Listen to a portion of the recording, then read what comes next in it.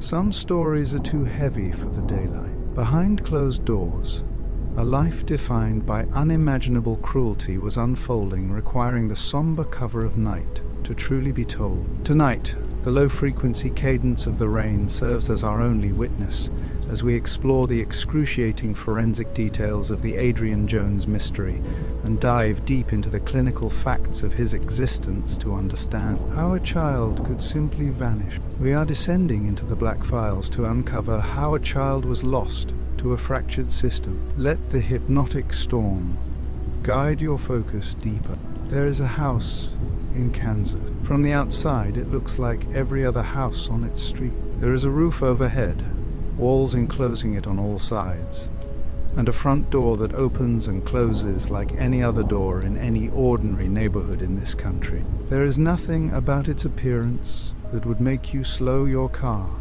as you passed it. Nothing that would prompt you to look twice.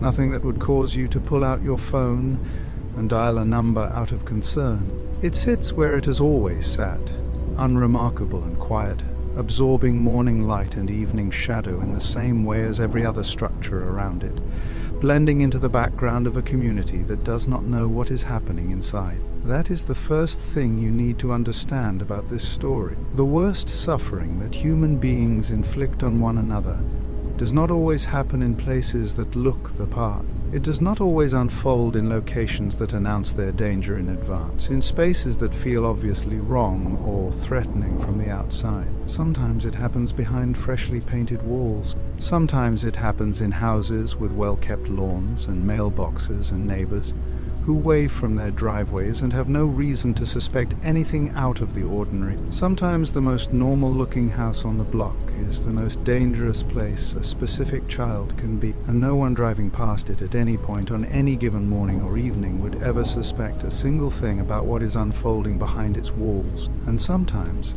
a child is placed into that danger not by fate, not by coincidence, but by a long chain of decisions made by adults and institutions who had the information, the authority, and the legal responsibility to make different ones. This is not a story about a monster who operated entirely beyond the sight of the world around him. That framing would be far too convenient.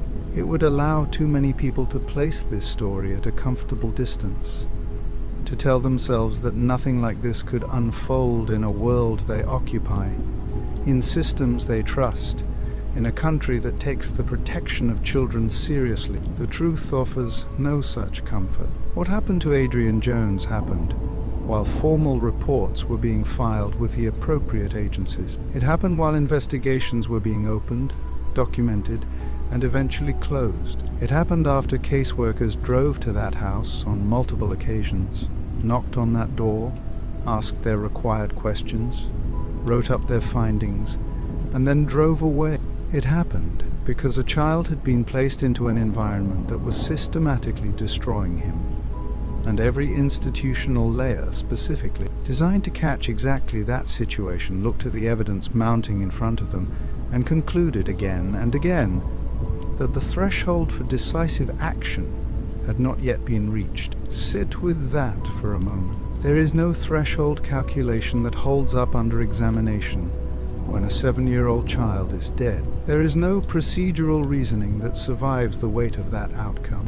There is only what happened.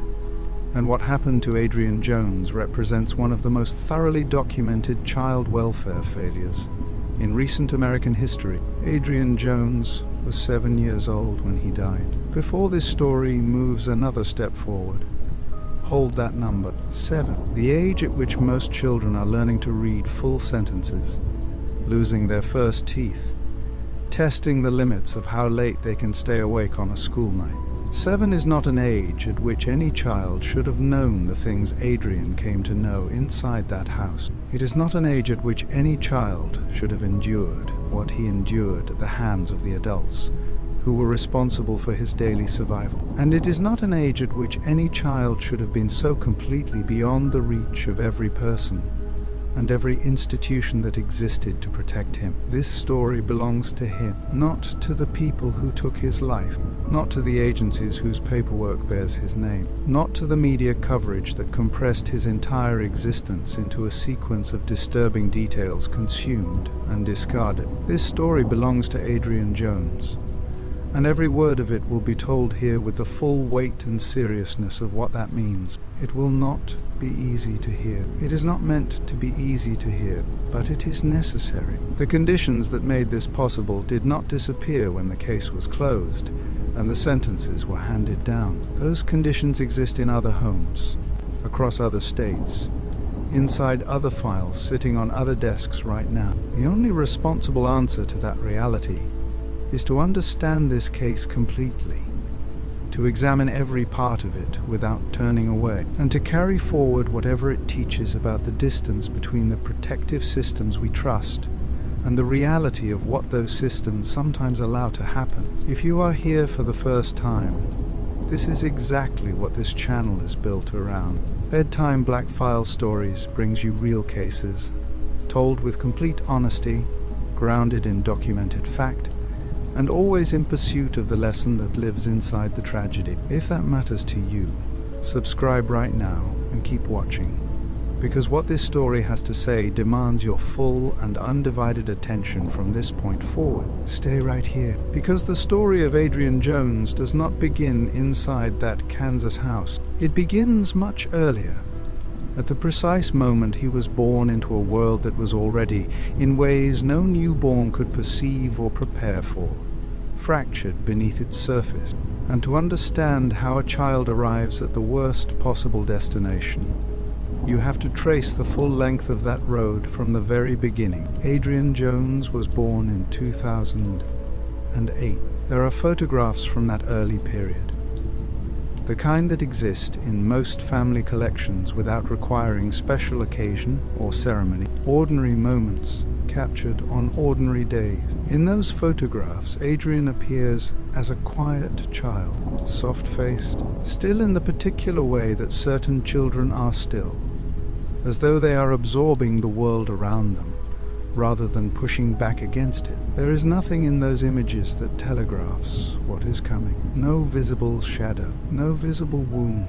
He looks, in every early photograph, like a child who belongs to a world that is safe enough to grow up in. The world he actually belonged to was more complicated than any photograph could show. His parents, Michael Jones and Diana Pierce, were not together for long after his birth. Their relationship broke apart while Adrian was still very young, before he had the language to describe what was happening around him, or the experience to understand what its consequences would be. Separation between parents is not, by itself, an unusual event in a child's life.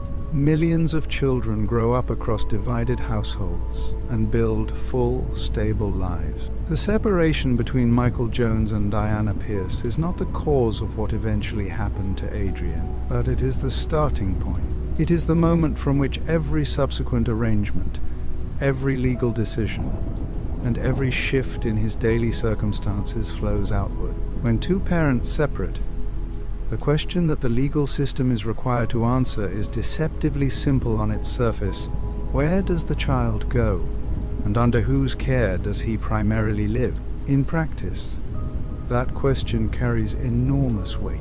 Family courts navigate it by examining the available evidence about each parent's capacity and fitness, the stability of each household, the expressed preferences of the parties involved, and the guidelines that govern decisions about where a child's welfare is best served. They make the best determination available to them using the information they have at the time the decision is made. In Adrian's case, that determination placed him primarily in the care of his father, Michael Jones. There is no single document or disclosed ruling that explains the full reasoning behind that placement in terms available to the public. What is documented is the outcome. Adrian lived primarily with Michael Jones. His mother, Diana Pierce, was not the primary custodial parent. The reasons behind that outcome involve the layers of legal assessment that family court proceedings generate, and those assessments carry their own complexities that resist simple summary. What matters for this story is not the procedural detail of how the custody arrangement was reached. What matters is what that arrangement meant for Adrian going forward. When a child's primary placement is determined by a court, the assumption embedded in that decision is that the environment they are being placed into is safe enough to support their development and protect their well-being. The system that places a child trusts, based on available evidence at the time, that the receiving household is appropriate. That trust is not unlimited. It is accompanied by the existence of oversight systems, reporting requirements, and intervention mechanisms that are supposed to catch and correct situations where the initial assumption proves wrong. What no placement decision can guarantee is how the environment it sends a child into will change over time, or how the people within that environment will change. At the point when Adrian was placed primarily in Michael Jones's care, the worst of what this story contains had not yet begun. This is a critical distinction. The early period of Adrian's life under his father's care was not immediately the catastrophe it would eventually become. The trajectory did not begin with violence. It began with something quieter, and in its early form, more difficult to identify from the outside. It began with displacement. Adrian had been separated from one parent, placed with another, and relocated into a household dynamic that would shift further with Michael Jones's eventual remarriage. For a young child, the experience of displacement, of being repositioned within family structures through decisions made by adults operating through legal and institutional processes, is not always visible as harm in its early stages. It does not always look like a crisis. It often looks like an adjustment, like transition, like the normal difficulty of navigating a changed family landscape. But displacement is rarely neutral in its effects on a child's sense of security, belonging, and trust. It reshapes a child's understanding of who is responsible for them, who they can depend on, and what the structure of their world actually is. When that displacement is followed by further change, as it was in Adrian's case, the cumulative effect compounds quietly over time. At this point in the story, Adrian Jones is a child in transition. He is a real child, with a quiet face, and a life that has already been rearranged by forces far larger than anything a small child can navigate or resist. He has been placed into a specific household. He has a specific position within a specific family. And the next significant change to that household, the arrival of a new person who would redefine the internal dynamics of his daily existence, is already approaching. Michael Jones remarried. That fact, stated plainly, does not sound like a turning point. Remarriage happens. Families reconfigure. New households form around new relationships every single day. And most of those households find their way towards something workable, sometimes even something good. The arrival of a step-parent into a child's life is not a verdict on what that child's future will look like. It is a variable. Its meaning is determined entirely by the person who occupies that role and the choices they make within it. Heather Jones became that variable in Adrian's life. With her came a reconfigured household. Multiple children now occupied the same living space, each arriving at the arrangement with their own histories, their own emotional needs, and their own position within the newly assembled family structure. These kinds of households carry inherent complexity. Relationships between step-parents and stepchildren take time to develop. Dynamics between siblings and step-siblings require ongoing negotiation. Authority, affection, and daily routine all have to find new shapes within a space that has been reorganized by adult decisions. None of that complexity is unusual. None of it is automatically a warning sign. What became a warning sign was something more specific. Accounts gathered during the later investigation indicated that Adrian's experience inside this reconfigured household was not the same as the experience of the other children living within it. The difference was not subtle in the way that ordinary adjustment difficulties are subtle. It was not the kind of friction that naturally exists when any new family arrangement is finding its equilibrium. What investigators came to understand, through the testimony of those who had observed or interacted with the household, and through the documentary evidence that would eventually surface, was that Adrian was being treated differently from the other children in ways that were consistent, targeted, and traceable almost to the beginning of this new household arrangement. Differently in this context means more harshly. It means that the standard applied to him when it came to discipline, expectation, and daily treatment did not match the standard applied to the others around him. In a home with multiple children, that kind of disparity is not invisible to the children living inside it. It is felt, it is absorbed. It shapes the internal landscape of every child who witnesses it, both the one receiving the differential treatment and those watching it happen to someone else. For Adrian, it meant occupying a specific position within the household, one that placed him at the receiving end of a standard that no child should be subject to, while existing alongside other children who were not held to that same standard. Heather Jones's perception of Adrian was the engine driving that disparity. Investigators examining the case would later gain access to written communications and online posts authored by Heather Jones, in which she described Adrian. Those descriptions are significant not because of a single phrase or isolated statement, but because of what they reveal collectively about the framework through which she was interpreting this child. The language she used did not reflect the frustration of a step-parent struggling to connect with a difficult child. It did not read like someone working through the ordinary challenges of a blended family arrangement. It read as something more entrenched, more deliberate, and far more dangerous. She described Adrian in terms that positioned him as fundamentally problematic, not a child presenting behavioral challenges that required patience and consistent guidance, not a child whose history of displacement and family disruption might be producing behaviors worth understanding with some degree of care. The language she chose cast him as something closer to a threat within his own home, someone whose presence was defined more by the problems he allegedly caused than by any recognition of his basic vulnerability as a child, in an environment he had not chosen and could not leave. That distinction between a child seen as a problem and a child seen as a person matters more than it might initially appear. When a child is viewed as a problem, responses to his behavior are filtered through that lens.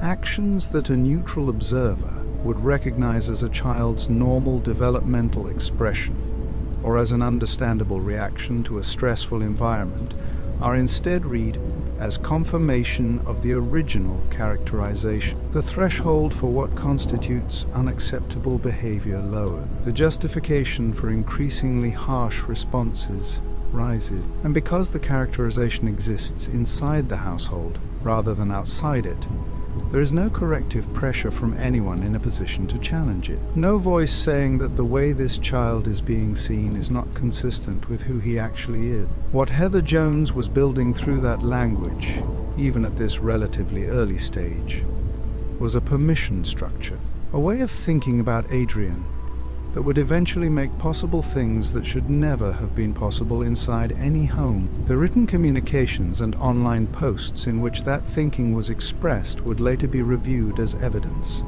examined for what they revealed about intent and mindset. Their full weight belongs to a later point in this story, when everything they were foreshadowing has come into full view. For now, what they represent is a signal, the earliest visible sign that inside this household, something was forming that Adrian Jones had no power to stop, and that the world around him had not yet begun to see. The decision that made everything else invisible was not traumatic. It did not announce itself as a turning point. It arrived the way the most consequential decisions in this story arrived, quietly, administratively, and with a justification that, on its surface, sounded entirely reasonable. The children in the Jones household would be homeschooled. On its surface, that decision belongs to a category of parental choices that carries no automatic cause for alarm. Homeschooling is a legal, recognized, and widely practiced educational approach across the United States. Families choose it for reasons that range from religious conviction to academic philosophy to geographical circumstance. In millions of households, it produces educated, socially connected, emotionally healthy children who grow up with full and productive lives. The decision to homeschool a child is not, in and of itself, evidence of anything harmful. In the Jones household, however, it was not simply an educational choice.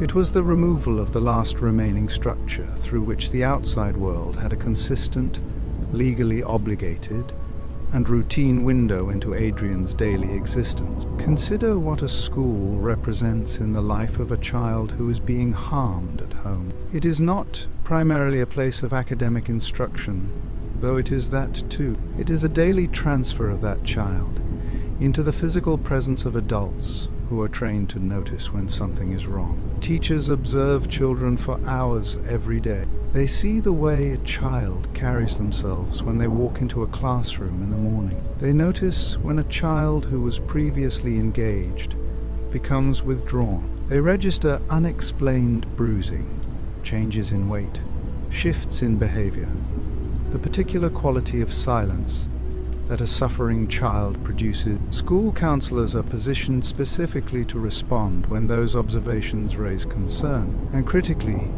teachers, counselors, and school staff are mandated reporters under the law. They are not simply permitted to report suspected abuse. They are legally required to do so. That requirement exists because legislators and child welfare advocates understood something essential. Children who are being harmed at home cannot always ask for help themselves. They depend on the adults in their daily environment outside the home to notice, to act, and to set the formal intervention process in motion. The mandated reporter system was built on the recognition that the home is not always the safest place for the people living inside it, and that external observation is one of the most reliable mechanisms for catching harm that would otherwise remain hidden. When Adrian Jones stopped attending school, that mechanism was eliminated entirely. No teacher would see him 5 days a week. No counselor would have a reason to call him into an office and ask how things were going at home. No mandated reporter would observe the condition of his body, the quality of his affect, or the trajectory of his overall well-being over weeks and months. The daily transfer out of the household and into external observation that school represented simply ceased. Adrian remained inside the home, and the home remained inside itself, with no structural requirement to account for what was happening within its walls to any outside authority on any regular basis. The household's footprint in the surrounding community contracted accordingly. Neighbors would later recall minimal interaction with the family. There was no consistent presence of the children playing outside, no routine visibility that might have allowed someone nearby to track Adrian's physical condition over time or notice when that condition changed.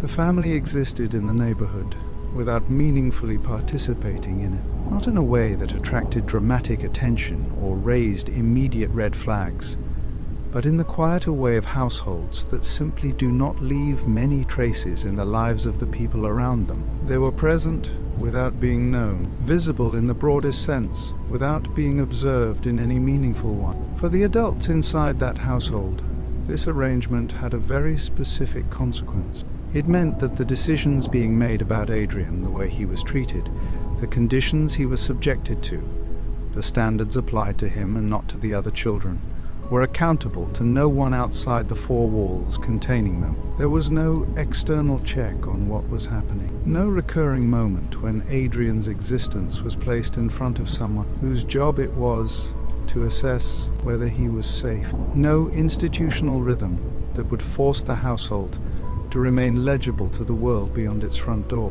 That is not a coincidence to be noted and moved past. It is the structural condition that allowed every subsequent event in this story to occur without early interruption. Which brings this opening of the story to the question that sits at its center. The one that every piece of what follows is ultimately organized around. When the adults responsible for a child's safety are the same adults responsible for that child's suffering, who is left to notice? Think carefully about what that question actually asks. It is not asking whether people should have noticed. It is asking who specifically was positioned to notice. Because noticing requires proximity, and the conditions inside the Jones household had been arranged, whether intentionally or through a convergence of decisions whose collective effect was the same as intention, to minimize the proximity of anyone whose noticing would have mattered. The school system had been removed from the picture. The community had been kept at arm's length. The external institutional contact that remained was reactive rather than routine, responding to reports rather than maintaining any ongoing presence. A child was inside that house. He was 7 years old when this story ended. He had been quietly losing ground for years before that final point was reached, and the systems that existed specifically to catch and interrupt exactly what was happening to him were operating without the visibility they needed, in a case where visibility was the only thing that could have made the difference. Stay with this story, because the next part of this story walks directly into the record that those systems left behind, and what that record reveals about what was seen, what was documented, and what was still not enough to bring Adrian Jones home to safety. By 2012, Adrian Jones had been living inside the Jones household long enough for a pattern to have formed. He was 4 years old, then 5. The household had taken on its shape. The roles within it had settled. The dynamic between Adrian and the adults responsible for his care had been moving in a specific direction for long enough that its effects were beginning to surface in ways that the outside world could, at least in theory, detect. The first formal reports reached child welfare authorities around 2012 to 2013. Those reports did not arrive from a single source, making a single observation on a single day. They came through the established channels that exist specifically for this purpose, through hotlines staffed to receive exactly this kind of concern, through mandated reporting systems designed to funnel suspicion into documentation, through individuals who had observed or heard something that did not sit right and made the decision to act on that discomfort. The existence of those reports is important to establish clearly at the outset of this part of the story, because the conversation that follows depends on a foundational understanding that what happened to Adrian Jones was not invisible. It was not completely hidden. People outside that household had enough concern about what was happening inside it to formally report their concerns to the authorities, whose entire institutional purpose was to investigate and respond. The reports contained several categories of concern. Physical injuries were among them, not the ordinary bruises and scrapes that accompany childhood in any environment, but injuries that required explanation, that presented with a character or a context that did not align comfortably with the accounts offered for them. Physical injuries in a child, particularly recurring ones, are among the most direct observable indicators that something within a child's environment is causing harm. They are visible in a way that emotional suffering is not. They are documentable in a way that psychological distress is not. When a child presents with physical injuries that require explanation, child welfare protocol is clear about the standard that should govern the response. Behavioral observations formed another category of concern in the reports. Those who had limited contact with Adrian during this period noted qualities in his presentation that warranted attention. The withdrawal that had been observable earlier had not lessened. If anything, it had deepened into something more pronounced, a kind of guardedness that read less like temperament and more like a learned response to an environment that had taught him specific lessons about what visibility cost. The most critical element in those early reports, however, was something more direct than either physical injuries or behavioral observations. Adrian himself had spoken. According to accounts documented during the investigation, statements were attributed to Adrian that indicated his father, Michael Jones, had caused him serious harm. A child making a direct disclosure of abuse is not a peripheral data point in a child welfare investigation. It is one of the most significant indicators available to investigators. The entire framework of child protection law is built in part on the recognition that children are not strategically sophisticated in the way that adults can be when constructing false narratives. When a young child names a specific person and describes specific harm, the protocol governing the response to that disclosure exists for a reason. It is designed to treat the child's account with seriousness, to investigate it with urgency, and to prioritize the child's physical safety while the investigation proceeds. That protocol was in place. The reports had been received. The disclosures had been made. What followed was an investigation. Caseworkers were assigned. Home visits were conducted. Members of the household were interviewed according to the procedures governing this type of assessment. Physical conditions inside the home were observed and documented. Risk was assessed using the frameworks and tools that child welfare agencies employed to determine the level of danger a child faces within their living environment. Records were generated. Files were built. The institutional machinery of child protection moved, as it was designed to move, in the direction of the reported concern. But the machinery stopped short of the one outcome that would have changed everything. In every instance, Adrian remained in the home. Investigation after investigation reached its conclusion without producing the removal that the accumulation of reports, injuries, behavioral indicators, and direct disclosures collectively pointed toward. Each cycle of reporting followed the same trajectory. A concern was raised. A process was initiated. Caseworkers documented what they found, and at the end of that process, the determination was made that the threshold for removing Adrian from the household had not been met. That threshold is one of the most consequential concepts in this entire story. Child welfare systems are not designed to remove children from their homes as a first response to any reported concern. Removal is legally and procedurally positioned as a measure of last resort, reserved for situations in which a child faces immediate and demonstrable danger that cannot be adequately managed through other interventions. The reasoning behind that positioning is not unreasonable in isolation. Removing a child from their home is a significant act with its own potential to cause harm. Wrongful separation carries real consequences for children and families. The system is designed with that awareness built in, but that design contains a tension that Adrian's case exposes with devastating clarity. When the evidence of harm accumulates in fragments rather than arriving as a single, undeniable event, the threshold for removal can function as a barrier rather than a safeguard. Each fragment, reviewed individually, may fall short of the standard required. Each investigation, conducted without the full context of every prior investigation, may see only part of the picture. Each determination of insufficient evidence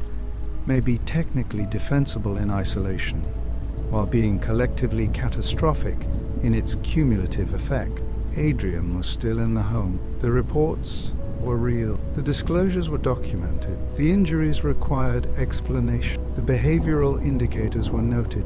And at the end of every process triggered by those facts, a child who had spoken about the harm being done to him was returned to the environment in which that harm was occurring. What made that possible is the question this part of the story is built to answer. Hello, my friends. Welcome back to Bedtime Black Files, where life's most powerful lessons are revealed through unforgettable true crime events from around the world. If you're stepping into our community for the first time, I'm truly glad you're here.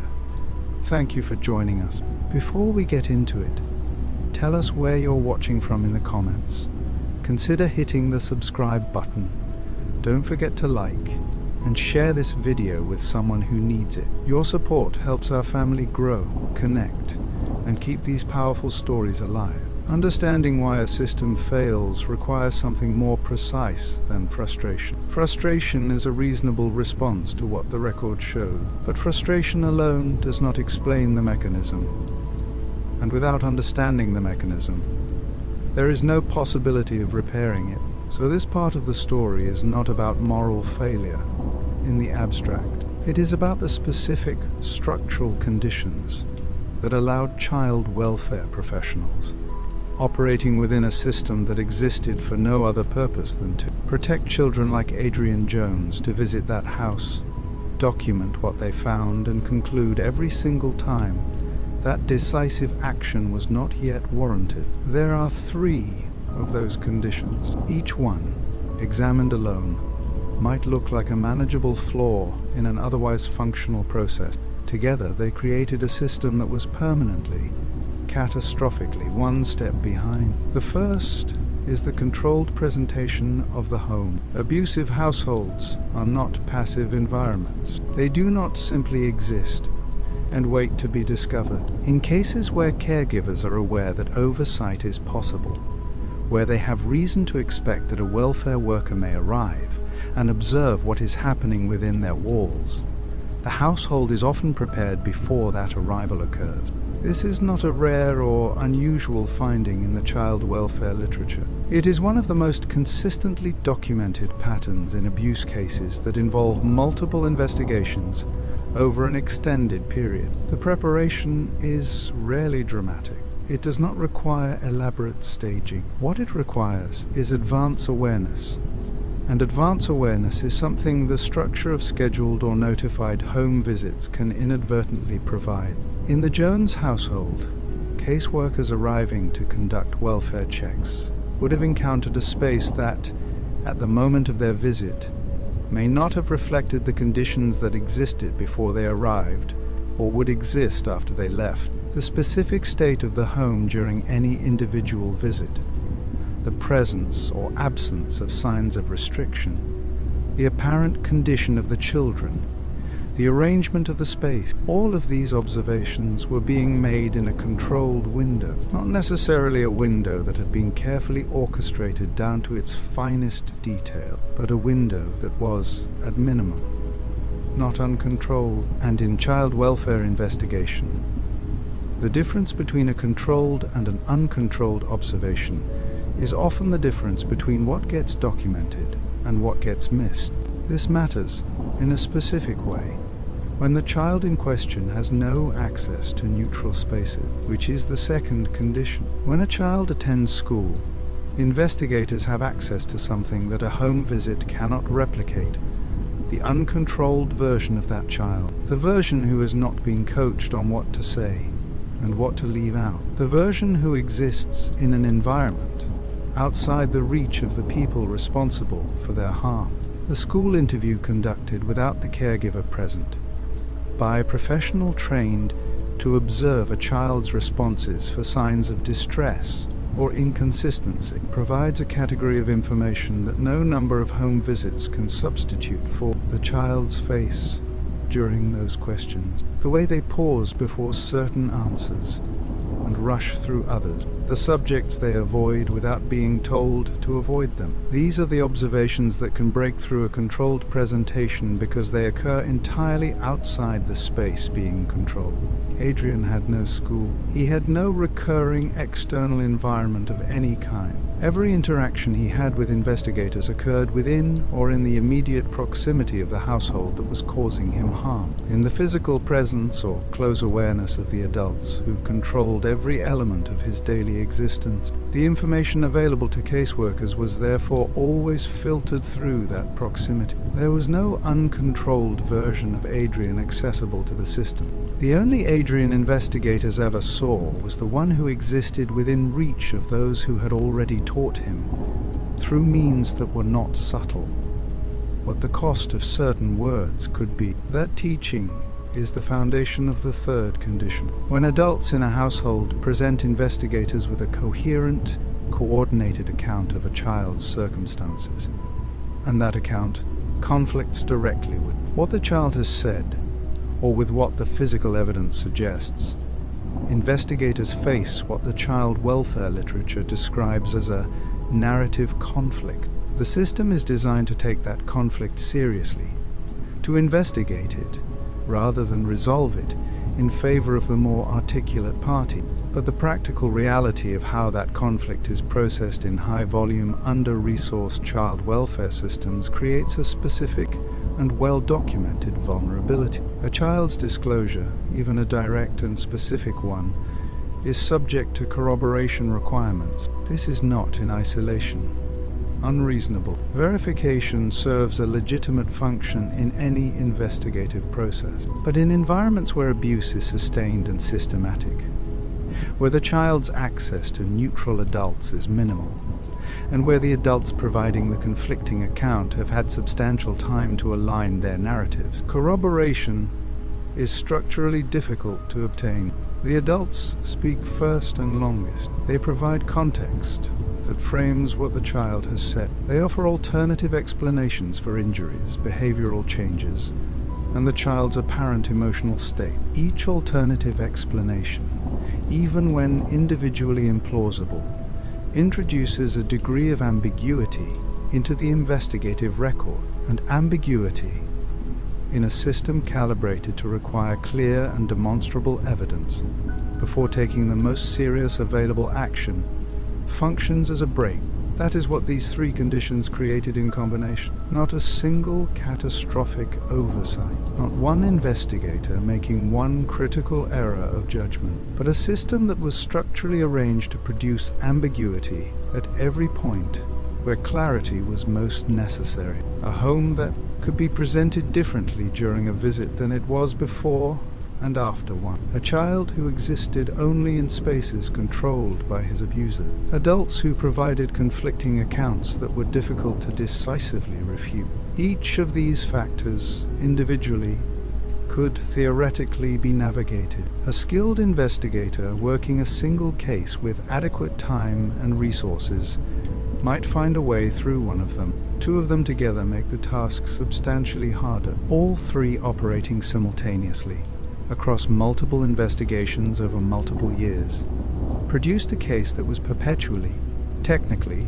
just short of the threshold that would have compelled removal. That word, perpetually, deserves to sit in the open for a moment, because this did not happen once. It did not happen twice. The pattern of investigation and non-removal repeated across years of documented contact, and the mechanism that produced the first instance of non-removal did not change between cycles. The same structural conditions that protected the household during the first investigation remained in place during the second and the third. The factors that introduced ambiguity the first time continued to introduce ambiguity every time that followed. Not because investigators were not doing their jobs, but because the conditions under which they were doing their jobs made the outcome of those jobs almost structurally predetermined. That is not an excuse.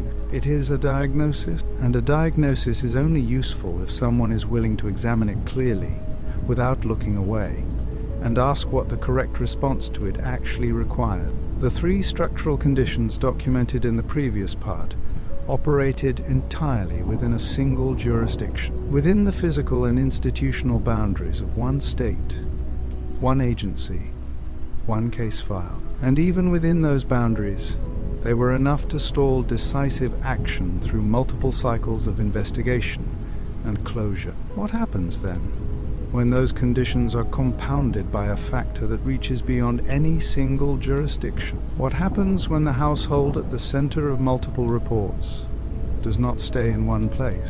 The Jones family moved. At various points during the period that spans the documented welfare involvement with Adrian's case, the household relocated between Kansas and Missouri. The movement was not constant. This was not a family that was deliberately fleeing from agency to agency in a calculated effort to reset their record at each state line. The relocations followed the logic of adult life circumstances, employment, housing, and the shifting practical arrangements of a household.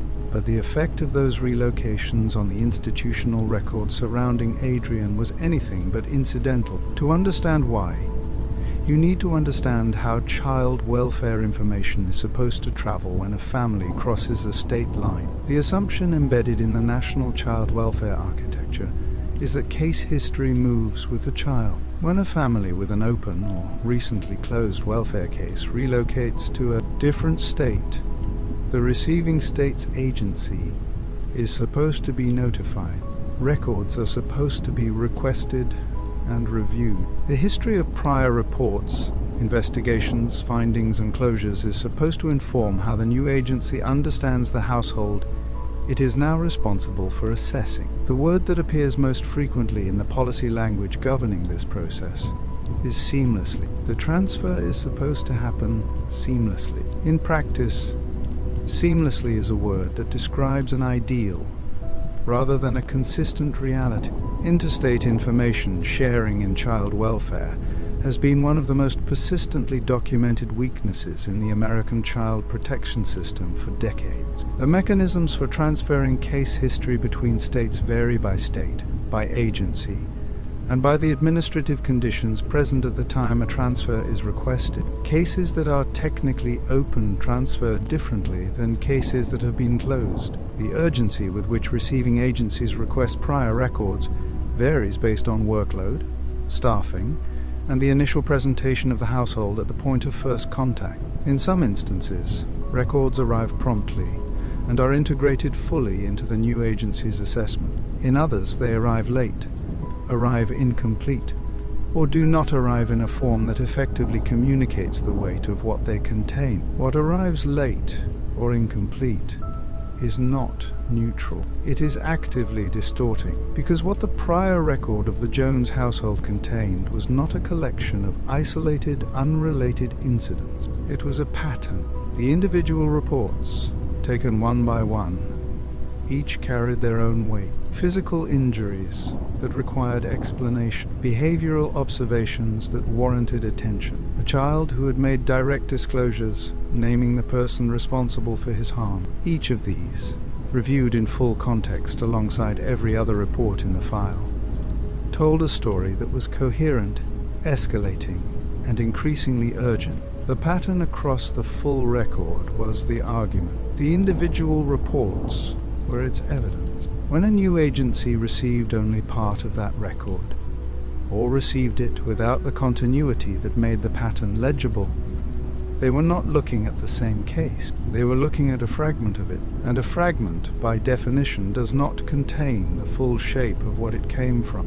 A single investigation with one set of concerning findings is a case that warrants attention. That same investigation, understood as the fifth in a sequence of similar investigations, each one closing without resolution, each one followed by further escalation, is something categorically different. It is a case that demands a fundamentally different level of response. The jurisdictional gap turned the latter into the former. Every time the household moved, and a new agency encountered the Jones family without the complete prior record in hand, the clock on pattern recognition effectively reset. The new agency was not starting from zero. There may have been some prior documentation available, but whatever was available was filtered through the gaps created by the transfer process. And those gaps meant that the incoming caseworker was, in meaningful terms, beginning an assessment of a household whose history they could not fully see. They were making judgments about risk without access to the evidence that would have changed those judgments. They were evaluating a situation whose severity was encoded not in any single incident, but in the unbroken sequence of incidents that had preceded it. That sequence, in the context of a fragmented transfer, was exactly what they did not have. The household that benefited from that fragmentation was not passive in the face of institutional contact. The controlled presentation documented in the previous part did not pause, because the agency conducting a visit was a new one operating in a new state. The same dynamics applied. The same conflicting narratives were available to deploy. The same absence of neutral observation spaces that homeschooling had created meant that no uncontrolled version of Adrian was accessible to the new agency, any more than it had been to the previous one. The structural conditions that stalled action in one jurisdiction were perfectly portable to the next, and the partial record, rather than triggering heightened scrutiny, absorbed those conditions without resistance. This is what jurisdictional fragmentation actually costs in a case like Adrian's. It does not simply create administrative inconvenience or procedural delay. It systematically degrades the quality of the information available to the people making the decisions that matter most. It converts a pattern into a series of disconnected episodes. It takes a child welfare history that, read in full, is an argument for urgent intervention and presents it to the decision makers in a form that no longer makes that argument with full force. The agencies involved were not operating in bad faith. They were operating with the information they had. But the information they had was shaped by a transfer process that was not equal to the task of communicating the full weight of what it was handling. And a system that cannot communicate the weight of what it is handling cannot respond to that weight appropriately. Adrian's case did not need new investigators. It did not need more visits or more documentation. It needed the people making decisions about his safety to be able to see the whole picture at once, not the piece of it that happened to arrive before the deadline. That picture existed. The full record was real. The pattern it described was coherent and escalating and documented in the formal files of two states. What was missing was not the evidence. What was missing was the architecture to hold it together across the lines that administrative geography had drawn between its pieces. If this story has reached you, there is something specific you can do right now that matters beyond this screen. Share this video, not for the algorithm, not as a metric. Share it, because the people who need to understand how systems fail are often the same people working inside those systems: teachers, caseworkers, school counselors, healthcare workers, and the ones closest to at-risk children are frequently the last to see the full picture of how the structure around those children can collapse. Awareness of failure is not the same as change, but it is the condition that change requires. Share this, and make sure the conversation reaches someone for whom it might mean something concrete. What the interstate problem created was a fractured record. What the fractured record enabled was something that did specific and measurable damage to Adrian's situation every single time it happened. That damage has a name, and the next part of this story examines it directly. A closed file is not a solved problem. That distinction sounds simple enough when stated directly. It is the kind of observation that most people, presented with it outside of any specific context, would agree with immediately. Closing a case and resolving the underlying situation are not the same thing. Everyone in child welfare knows that. It is embedded in the training, in the language of case review protocols, in the professional literature that governs how these systems are supposed to function. Institutional knowledge exists. The distinction is not a secret.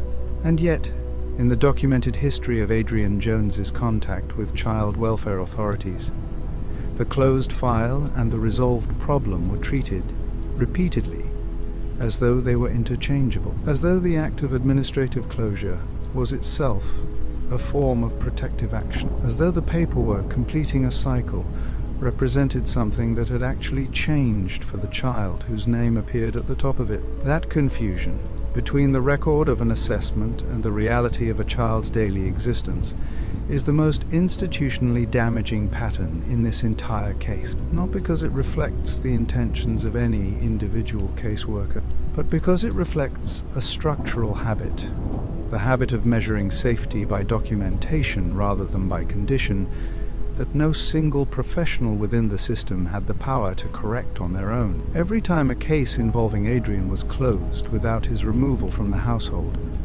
something occurred at two separate levels simultaneously. Those two levels did not communicate with each other. They operated in parallel, producing opposite conclusions from the same event, and neither level had full visibility into what the other was experiencing. At the institutional level, closure meant resolution.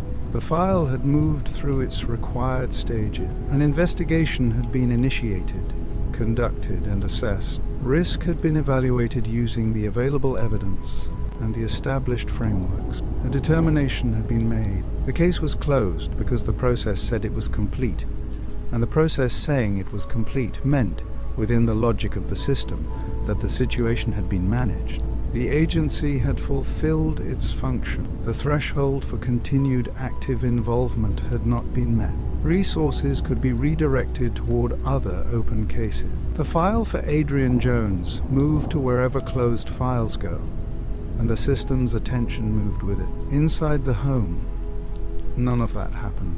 What happened inside the home was the receipt of a message, not a spoken one, not a deliberate communication from any authority to any adult within those walls, but a message with a meaning that was unmistakable regardless of how it was delivered. When investigators come and go and nothing changes, when reports are made and caseworkers visit and the household continues as it was, the adults responsible for what is happening within that household receive information about the limits of the system's willingness to act. Each closure without consequence is a data point, and data points accumulate. The message that accumulates is not complicated. It does not require interpretation. What it communicates, across every repeated cycle of investigation and non-removal, is that the threshold the system had set was not being reached. And if the threshold is not being reached, despite everything that has been reported, everything that has been investigated,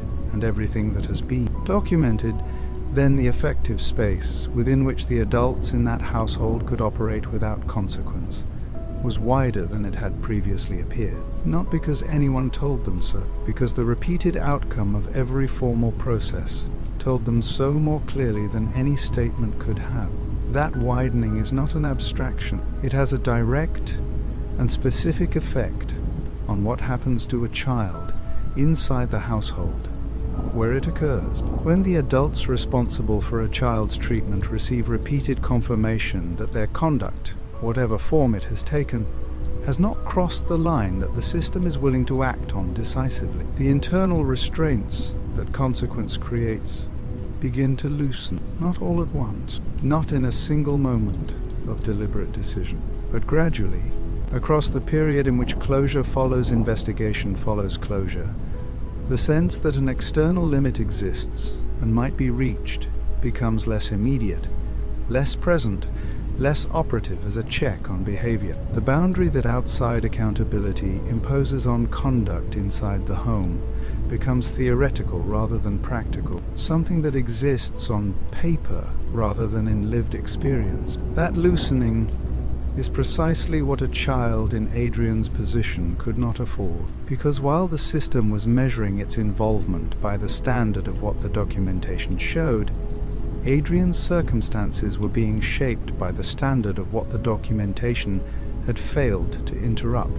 Every cycle that ended in closure without change left him in an environment whose internal dynamics had absorbed the lesson of that closure. Every file that moved to resolution from the system's perspective remained fully, daily active from his. There was no administrative closure available to him. There was no threshold he could invoke. There was only the household he was in, and the people within it who had now been through multiple formal investigations and remained, by every observable measure, free to continue.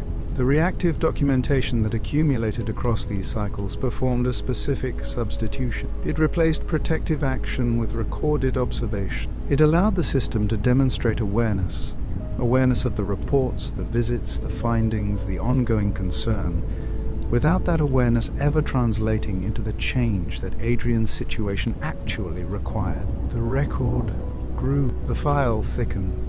The documentation became more detailed with each cycle, and Adrian became more isolated and more exposed with each one, because the pattern of closure had sent a message that no volume of paperwork could take back. Now consider something beyond the facts of this specific case. What does a society actually owe to a child who cannot advocate for themselves? Not in the language of policy, not in the terms of what the legislation says or what the procedure manual requires. In the plainest terms available, what is owed? Most people asked that question directly would answer without hesitation. Protection, safety.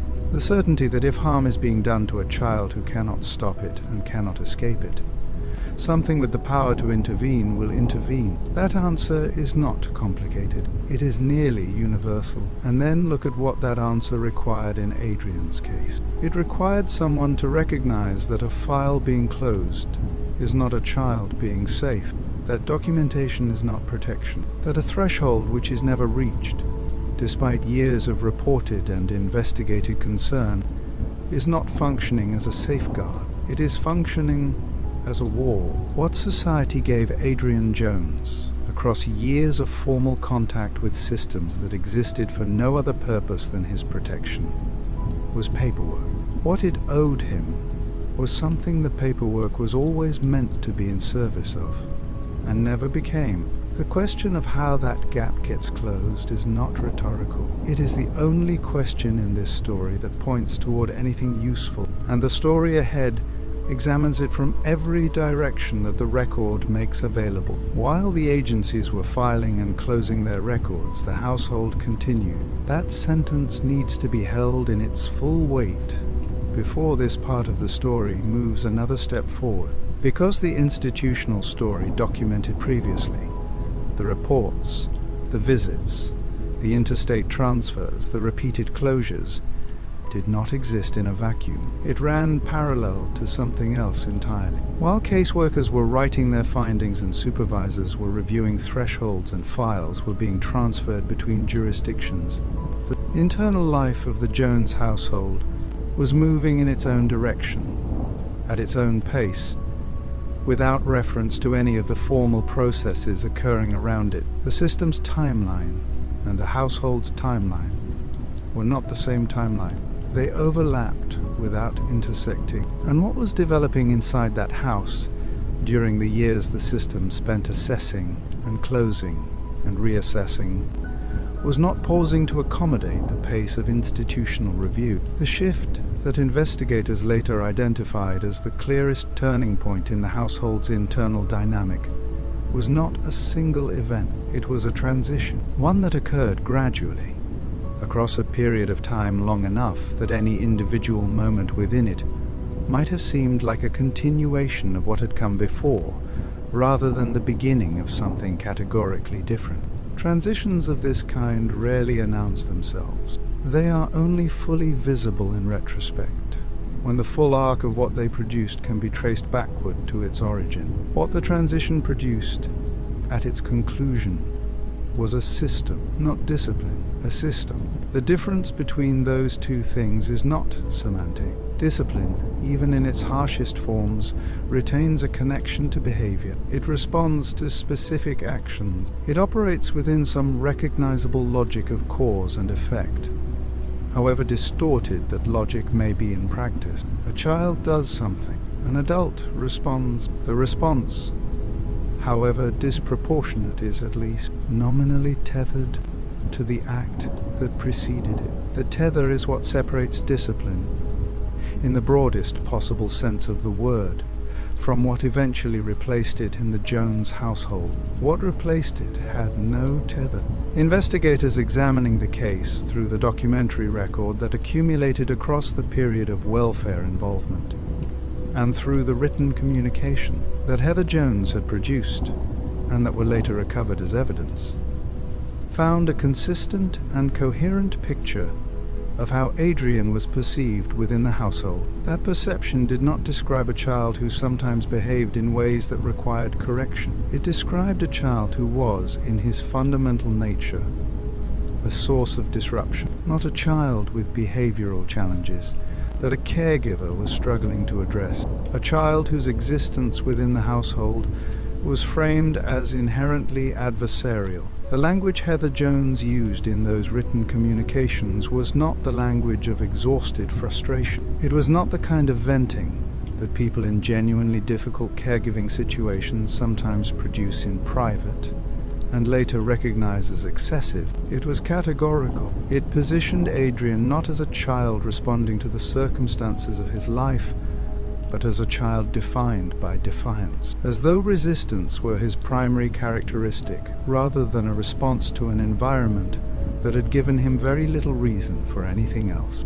That framing was not incidental to what followed. It was load-bearing. It was the architecture on which everything built afterward rested. When a caregiver has constructed a narrative in which a child is inherently problematic rather than situationally struggling, the internal limits that govern most people's responses to children are removed. Those limits exist, in part, because of recognition of vulnerability, recognition that a child's behavior is always, at some level, a communication about their inner state rather than a deliberate act of opposition, recognition that the adult in the room has a responsibility that the child does not and cannot have. When the child is no longer seen as vulnerable, when they are recast as adversarial, that recognition disappears, and with it goes the restraint it produced.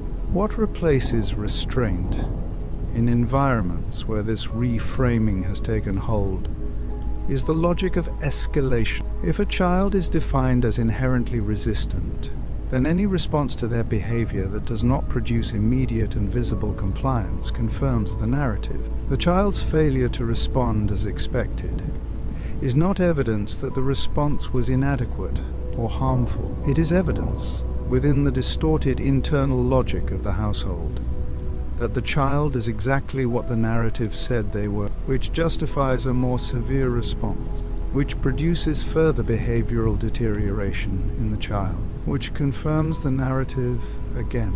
That cycle had begun. Punishment inside the Jones household became frequent rather than occasional. It became anticipatory rather than reactive. Adrian was not being corrected for things he had done. He was being treated according to what he had been decided to be. The standard applied to him existed, independently of his behavior, because it was not a response to his behavior. It was a response to the category his caregivers had placed him in. A category that preceded any specific action he took, and that no specific action he took could alter.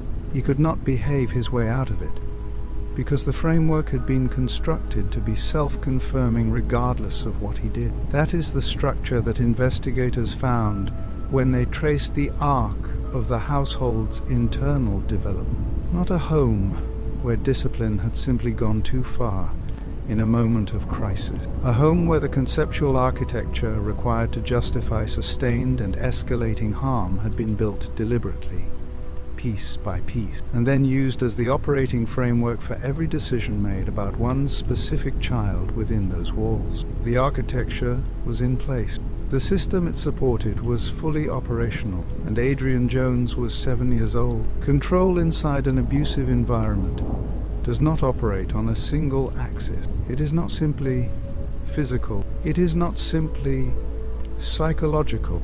It works across both simultaneously, and the most effective mechanism it deploys is one that serves both functions at once: isolation. For Adrian, isolation did not arrive in a single declaration. There was no stated policy, no announced rule that formalized his separation from the shared life of the household. What happened was more gradual than that, and more total in its eventual effect. His access to the spaces and rhythms of ordinary household life contracted over time. The contraction followed the same pattern as the transition documented in the previous part. It was incremental enough that any individual step within it might have appeared from outside to be a discrete disciplinary measure, rather than the progressive construction of a confined existence. His movement within the home became restricted. The shared spaces that all households contain, the rooms where a family gathers, eats, spends unstructured time, the spaces that carry the texture of normal daily life, became spaces Adrian occupied only conditionally, or not at all. Access that most children take as given because it is simply part of living in a home became something that was governed, controlled, and frequently withdrawn. The physical geography of the house remained the same. Adrian's permitted position within that geography shrank. Meals followed the same pattern. Regular access to food at normal household mealtimes became conditional. The rhythm of eating that structures a child's day, the predictable return of nourishment at expected intervals, was removed from the category of things Adrian could rely on. The full implications of this are addressed in the next part of this story. What matters here is what it communicated at the level of daily experience. That his membership in the household was not secure, that the basic provisions of care that the other children in that home received as a matter of course were not available to him in the same way, that his position within the household was categorically different from theirs. And that difference was expressed through the withdrawal of things that should never have been conditional in the first place. Interaction with siblings contracted as well. The presence of other children in the same physical space does not, by itself, constitute connection. When access to that interaction is controlled, monitored, or restricted, when a child is separated from the ordinary contact that living alongside other people provides, the other children in the household become a form of contrast rather than company. Their presence makes the isolation more acute, not less, because it makes visible the differential that has been imposed. Adrian could see, within the same walls, what access and inclusion looked like. He simply did not have it. Confinement that began as punishment became default. This progression is one of the most consistently documented patterns in cases involving prolonged childhood abuse. What starts as a response to a specific perceived infraction, a period of restriction framed as consequence, gradually detaches from that framing. The restriction persists beyond the period in which it was nominally a response to anything. It becomes the baseline, and when confinement is no longer a consequence but a condition, the child living within it has no behavioral path out of it. There is nothing to correct. There is nowhere to improve toward. There is only the confined space and the indefinite duration of its terms. For Adrian, that space had a dual function that his caregivers may or may not have consciously understood, but that served their interests regardless of intent.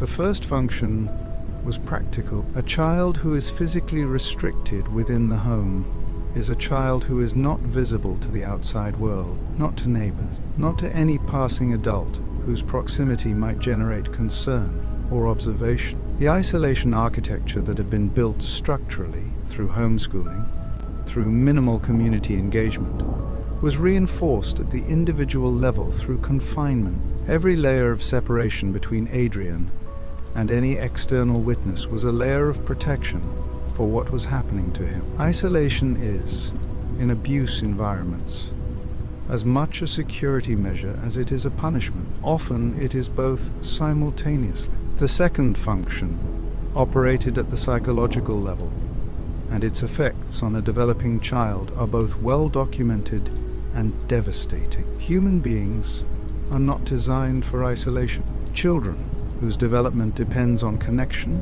on interaction, on the ongoing experience of being seen and responded to by others, are particularly unable to absorb its effects without cost. Chronic isolation does not simply make a child lonely. It restructures their understanding of the world. It removes the counterbalancing experiences that allow a child to maintain perspective, to remember that safety exists somewhere, even if not here, to hold on to a sense of self that is not entirely defined by the environment containing them. When those counterbalancing experiences disappear, the environment becomes total.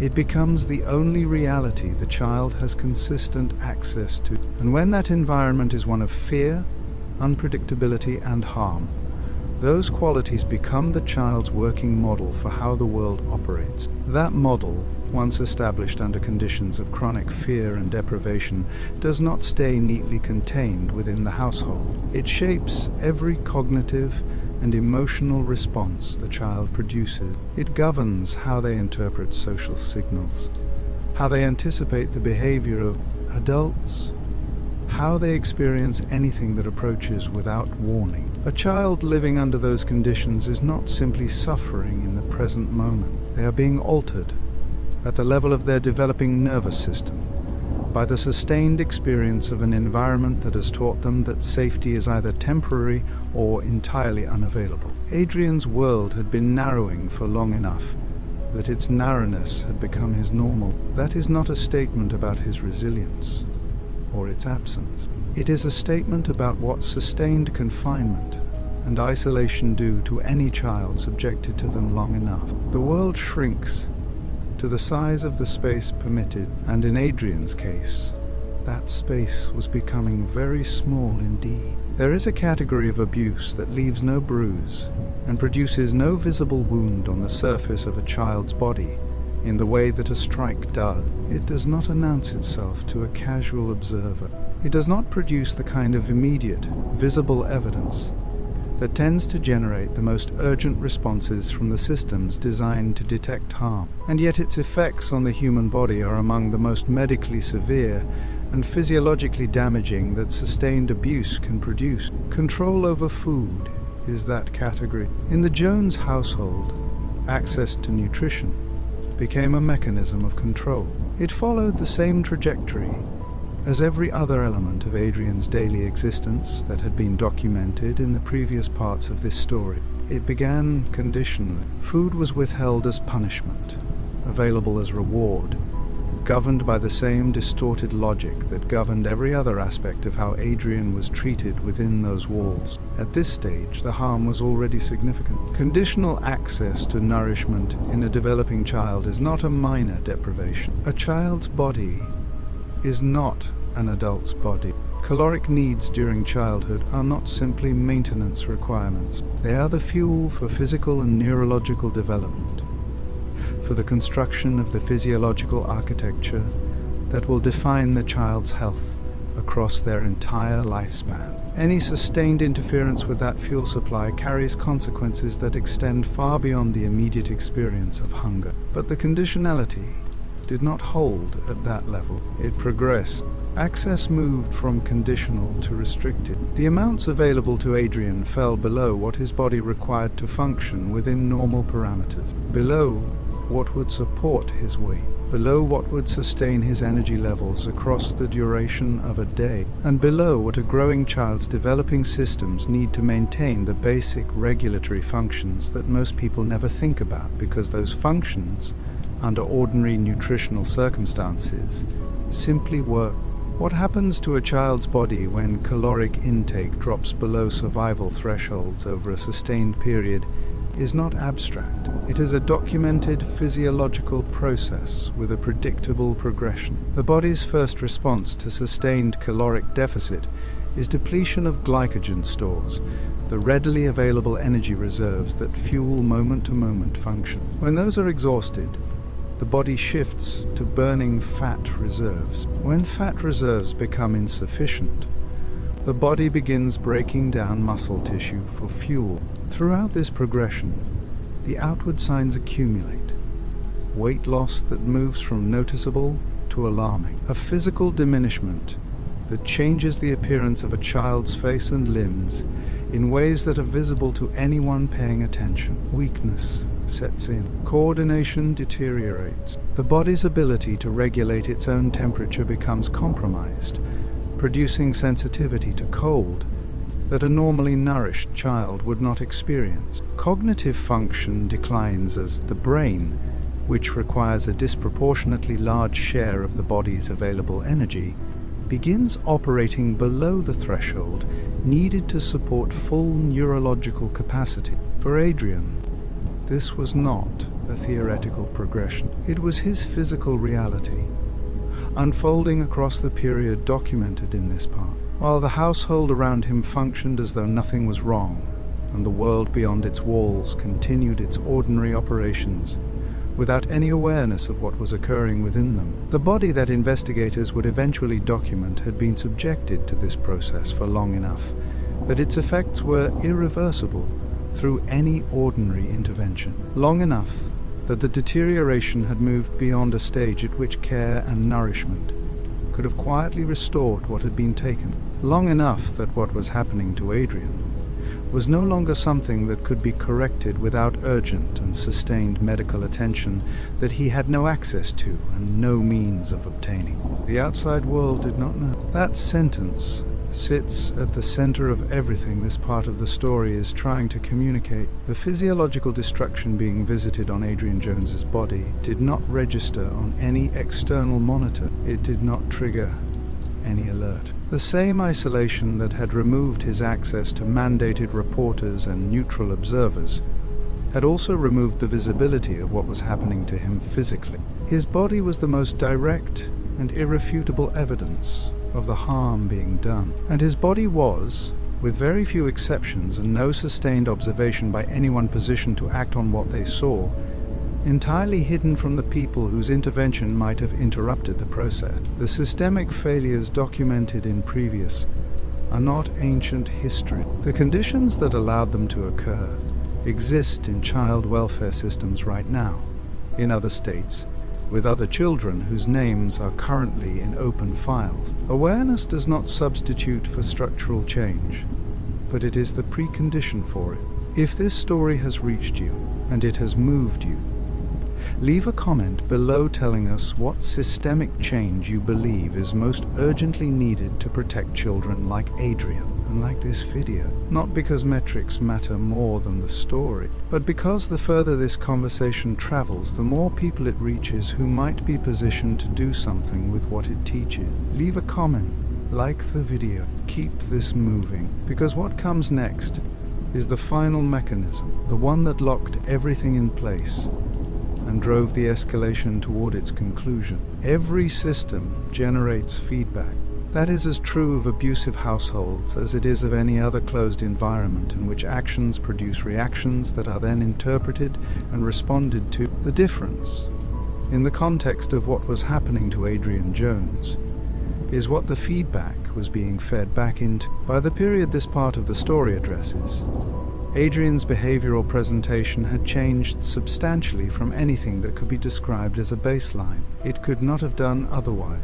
A child subjected to sustained confinement, chronic fear, severe nutritional deprivation, and the complete removal of any counterbalancing experience of safety or connection does not maintain a stable outward presentation. The human organism, particularly a developing one, responds to its environment. It adapts. It produces responses calibrated to the conditions it is living within. And the conditions Adrian was living within had been generating responses in him for long enough that those responses were now the only version of him his caregivers consistently observed. His withdrawal had deepened into something that went beyond quiet.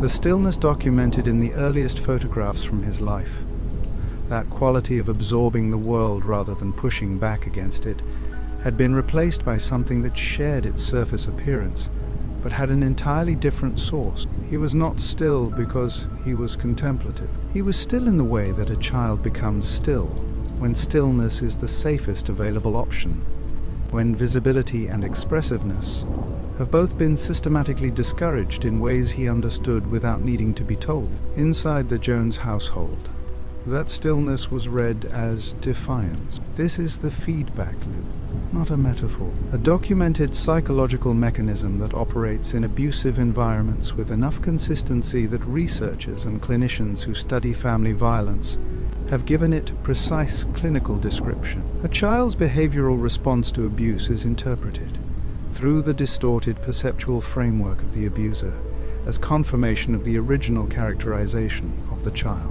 The interpretation justifies further harm. The further harm produces further behavioral deterioration. The behavioral deterioration confirms the interpretation again. Each revolution of the cycle tightens its own terms. The child has no exit from it because their behavior, whatever form it takes, is being filtered through a framework that has been constructed to confirm itself regardless of input. Withdrawal was read as defiance. Silence was read as insolence. Distress was read as manipulation. The involuntary physical effects of severe nutritional deprivation, the weakness, the difficulty maintaining focus and coordination, were read as laziness, or deliberate non-compliance. Every symptom that the abuse itself produced was reinterpreted as evidence that the abuse was deserved. The cycle was self-sealing, and with each revolution, the threshold for what the household considered a justified response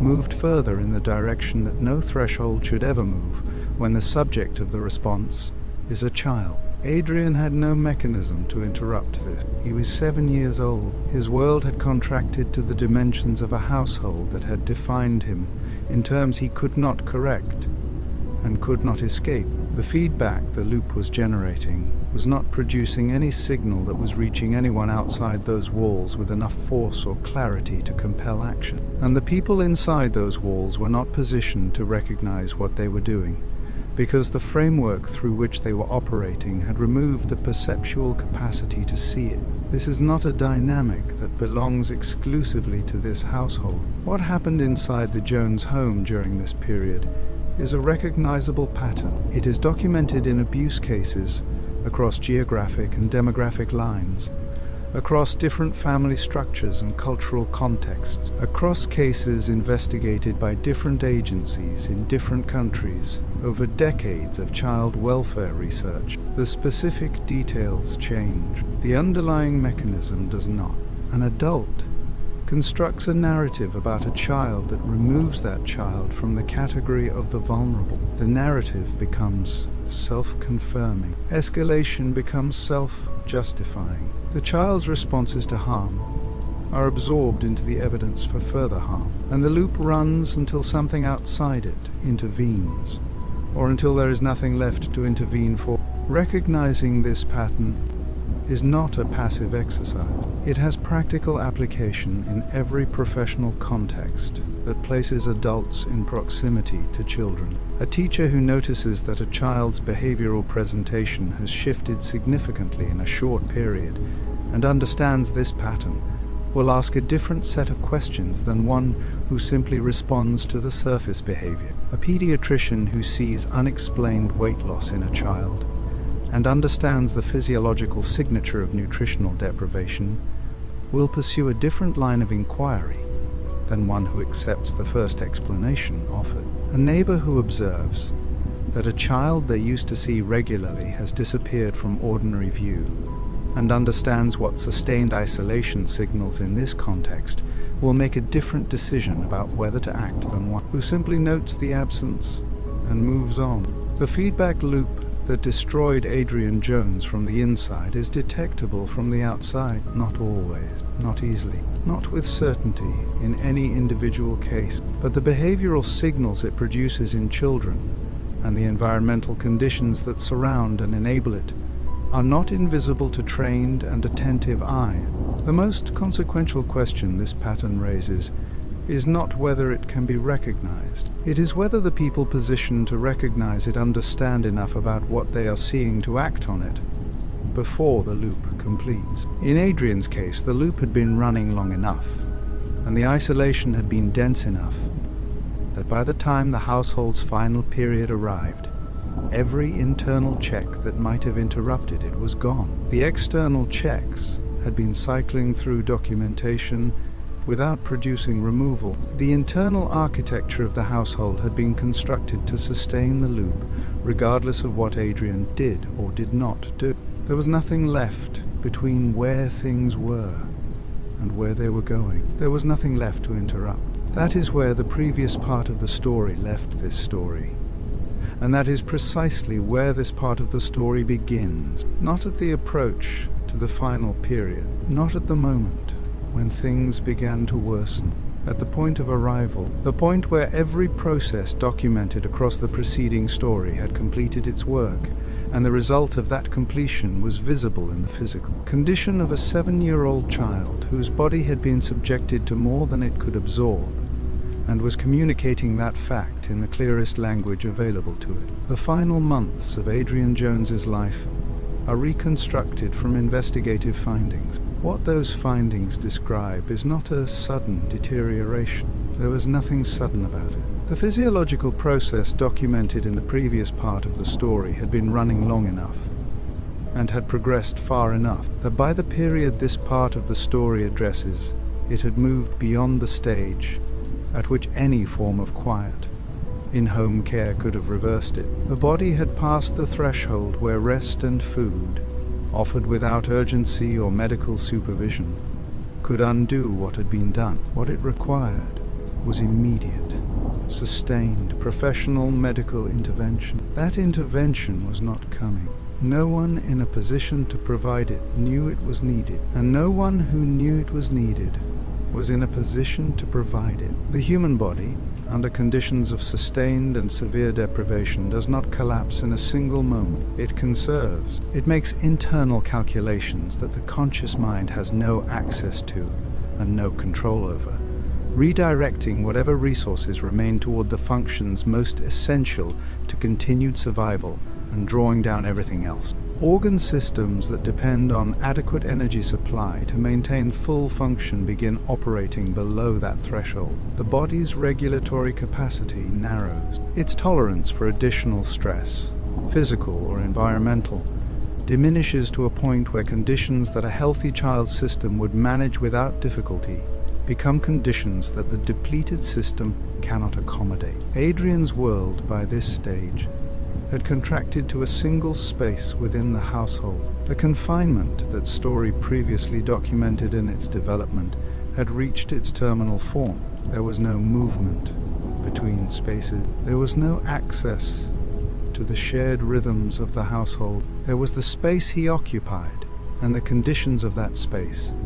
And those conditions had long since stopped being compatible with what a child's body needs to survive. This is the reality that the investigative record reconstructed, not through speculation, through the physical evidence that the final state of that household contained, through the forensic analysis that would eventually be applied to what remained, and through the documented accounts of what the conditions inside that home had been during the period that preceded discovery. The picture those sources assembled was of a child in the final stage of a prolonged process, one that had been in motion for long enough that its conclusion, absent intervention that never came, was not a possibility. It was a progression reaching its end. Adrian Jones died inside that house, not as the result of a single act, not in a single moment of violence that arrived without warning and concluded immediately. His death was the conclusion of everything this script had documented from its beginning: the displacement, the reframing, the isolation, the systemic failures, the feedback loop, the deprivation. It was the end point of a process that had been running for years and that had been given, through the combined effect of every institutional and structural failure documented previously, and every internal mechanism documented from the starting of this part, the conditions it needed to run to completion without interruption. He was 7 years old. That number has appeared in this script before, and it will appear again, because it is the number that carries the full weight of everything else. 7 years old. The age at which most children are still losing their first teeth, still discovering what they are capable of, still entirely dependent on the adults in their world to make that world safe enough to grow up in. Adrian Jones had those adults. He had those systems. He had that institutional infrastructure,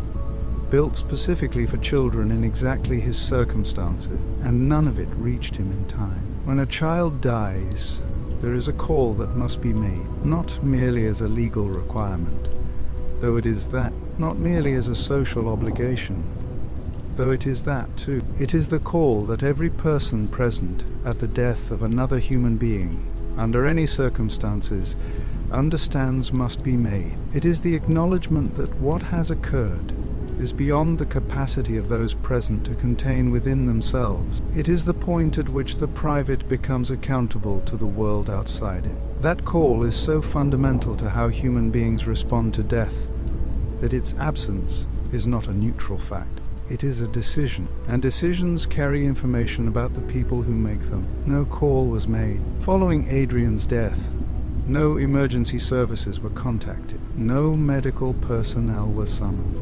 No report was filed. No disclosure was offered.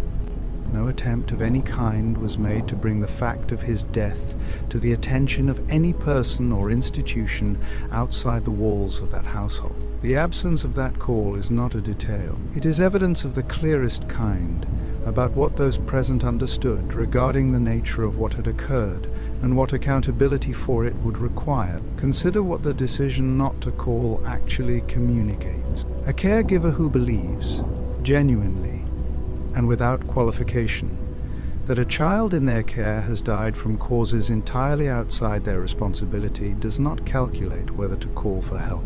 The calculation does not exist. The call is made immediately, out of shock, out of grief, out of the basic human response to the death of a child in one's presence. The absence of that immediate response, the replacement of it with something deliberate and containment-oriented, tells investigators something that no subsequent explanation can fully undo. It tells them that the people present understood, at the moment of Adrian's death, that an investigation into its circumstances would not conclude in their favor. That understanding is not the product of innocence. The body remained in the home. No missing child report was filed with any law enforcement agency. No explanation for Adrian's absence was offered to anyone outside the household, because no one outside the household was in a position to notice his absence and demand one. This is where every structural condition documented in the preceding story converged into its final consequence. The homeschooling meant no school was expecting him. The minimal community engagement meant no neighbor was tracking his presence with enough regularity to note when it stopped. The absence of any ongoing welfare case in active status at the time of his death meant no caseworker had a scheduled visit that would be missed. The isolation architecture that had been built around the household across years of deliberate and structural withdrawal from external contact had, by this point, done exactly what isolation architecture always does in environments like this one.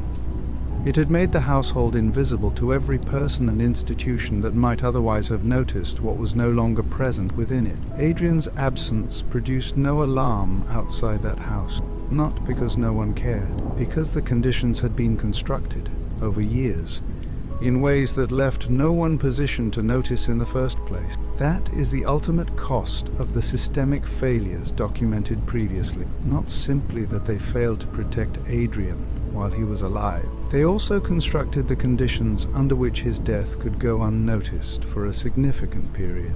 The infrastructure of isolation that the system had failed to dismantle while it still mattered became, after his death, the infrastructure that made concealment viable. The same absence of institutional rhythm and community connection that had protected the abuse now protected the concealment of its conclusion. The decision not to call was made inside a household that had been given, through years of insufficient institutional response, every structural condition necessary to make that decision feel viable. That does not distribute responsibility, it locates it. The responsibility for Adrian's death belongs to the people who caused it. The responsibility for the conditions that made its concealment possible belongs to the systems that had the information and the authority to dismantle those conditions, and chose repeatedly not to do so. What followed the decision not to call was not passive. Concealment is an active undertaking. It requires decisions, sequences, and the application of deliberate effort toward a specific outcome.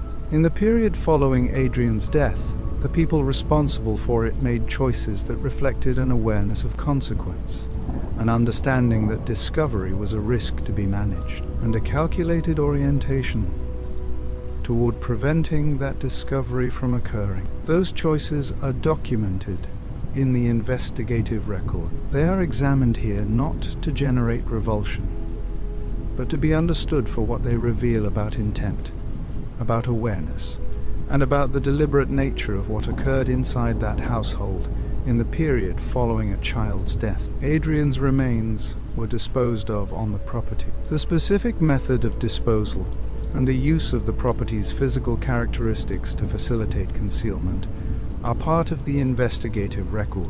What matters analytically is not the detail of the method, but what the existence of a method communicates. A deliberate disposal is not the act of someone in shock. It is not the behavior of a person overwhelmed by grief and uncertain what to do. It is a planned response to a specific problem. The problem of a body that constitutes evidence of what happened, and must therefore be made unavailable to the investigators who would eventually come looking for it. The sequence of decisions that followed Adrian's death reflects that planning. The property's relative seclusion from immediate community observation, a feature of the physical environment that the household had, over time, used to its advantage in ways already documented in this script, served the concealment effort in the same way it had served the abuse that preceded it: distance from neighbors, minimal foot traffic, the absence of any routine external presence on or near the property that might generate inconvenient observation. But there is something that investigators who have worked abuse cases across decades of forensic and criminal practice understand with near certainty. Concealment is rarely permanent. Physical evidence, even when deliberately altered or destroyed, leaves traces that sophisticated forensic analysis can detect and interpret. Human remains, even in a decomposed or incomplete state, contain biological and chemical signatures that identify both the person they belong to and, in many cases, the physiological conditions present at the time of death. The material environment in which harm occurred accumulates traces of that harm over time, in ways that a non-expert cleanup cannot fully eliminate, and the behavioral patterns of people attempting to maintain the appearance of normalcy in the aftermath of significant criminal conduct have their own signature, one that trained investigators learn to recognize precisely because it deviates from the patterns of people who have nothing to conceal. The conditions for discovery were being created by the concealment itself. Every decision made in the effort to prevent Adrian's death from becoming known to the outside world was simultaneously a decision that generated evidence. Evidence of awareness, evidence of intent, evidence that the people making those decisions understood what they had participated in and were willing to take active, deliberate steps to avoid accountability for it. In criminal prosecution, the actions taken to conceal a crime are not simply background facts. They are evidence of the mental state present at the time the crime was committed. They speak directly to the question of whether those involved knew what they were doing and understood its consequences. In this case, the answer those actions provided was unambiguous. The concealment would hold for a period, but the mechanisms of its eventual failure were embedded in its own structure from the beginning. What had been done could be hidden. It could not be made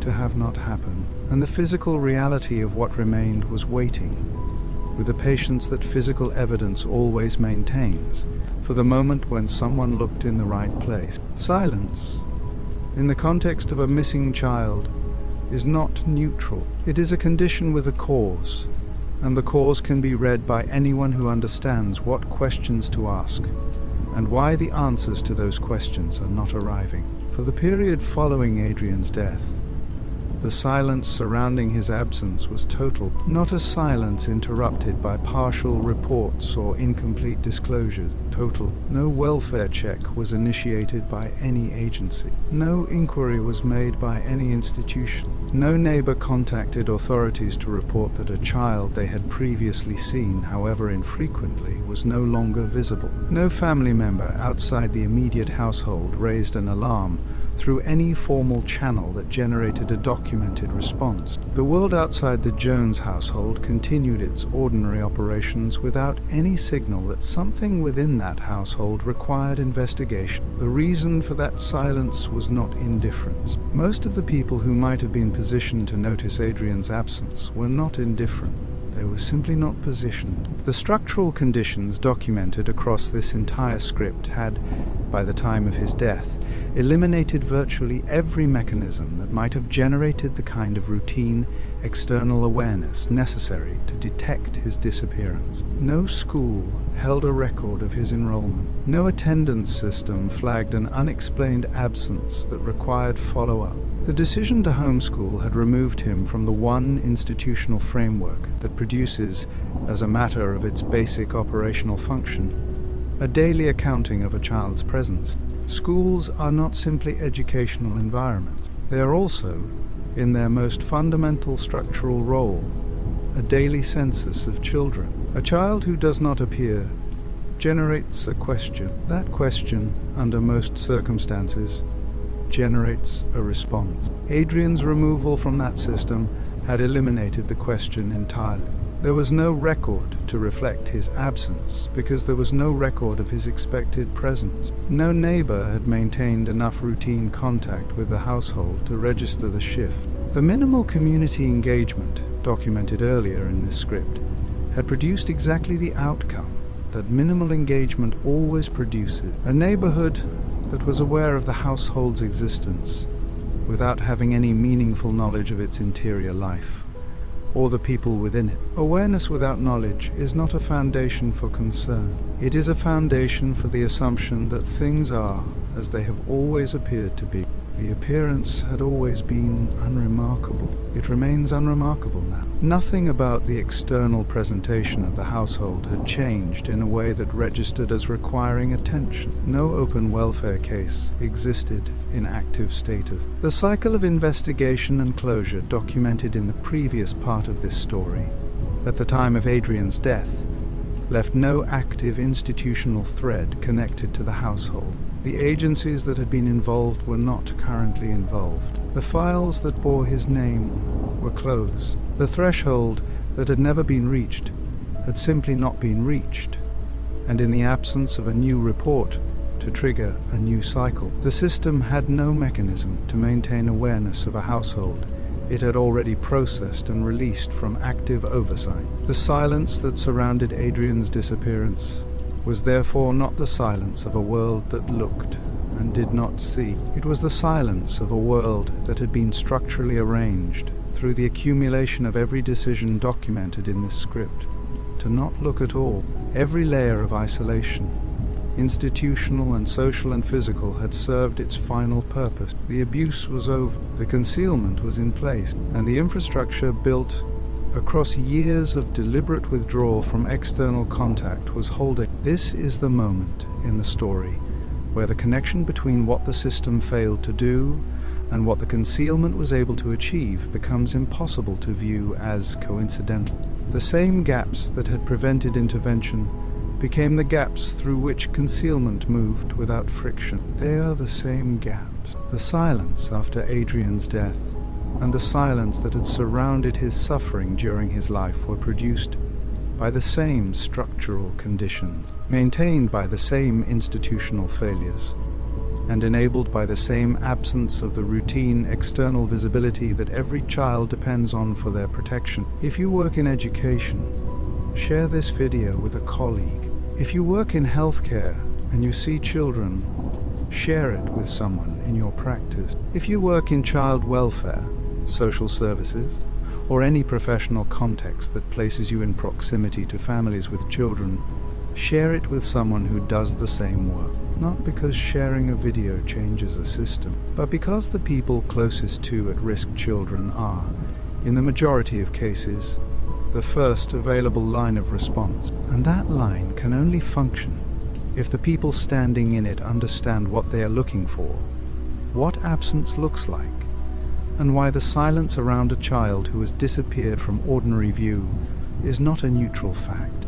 It is a signal. Share this video and make sure it reaches someone for whom that signal means something actionable, because the silence did not last. And what broke it, and what came after it broke, is where this story finally turns from its darkest point towards something that functions, however imperfectly, as accountability. In late 2015, law enforcement responded to a domestic disturbance call.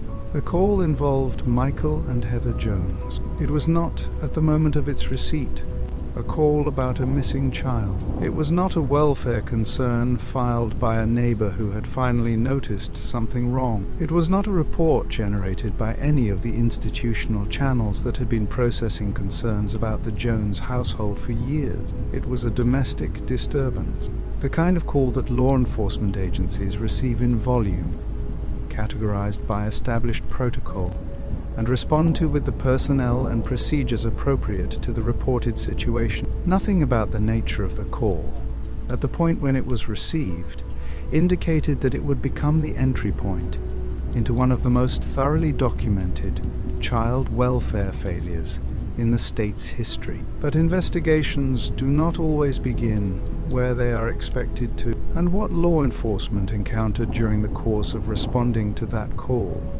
was not what the call had described. During the response, Heather Jones disclosed that Adrian was no longer alive. There is no framing that makes that sentence easier to receive, and this script will not attempt to provide one. The disclosure was made. Law enforcement, now in possession of information that transformed the nature of their presence on that property entirely, responded accordingly. The call had changed. The investigation had changed. The personnel and resources appropriate to a domestic disturbance were no longer what the situation required, and the process of assembling what the situation did require began immediately. The property was secure. Additional law enforcement personnel arrived. The systematic search that followed was organized around the information the disclosure had provided and the physical characteristics of the property on which it was being conducted. Investigators moved through the space with the methodical orientation of people who understood that what they were looking for was present somewhere on the grounds, and that finding it was not optional. Human remains were discovered near an area of the property associated with animals. The moment of discovery is documented in the investigative record. It is treated here with the weight it deserves, because what that moment represents is not simply a forensic finding in a criminal investigation. It is the point at which the silence documented in the previous part of the story broke permanently and irrevocably. It is the moment at which concealment became a record, at which the private destruction of a child's life crossed into the domain of public accountability, at which the name Adrian Jones moved from a closed file in a welfare agency's archive into the center of a criminal investigation, a legal proceeding, and eventually a legislative record. The silence had lasted long enough. Its end did not restore what it had protected against, but it created the conditions for the only forms of response still available: truth, accountability, and whatever structural change the truth might eventually compel. Criminal prosecutions in child abuse cases carry an evidentiary burden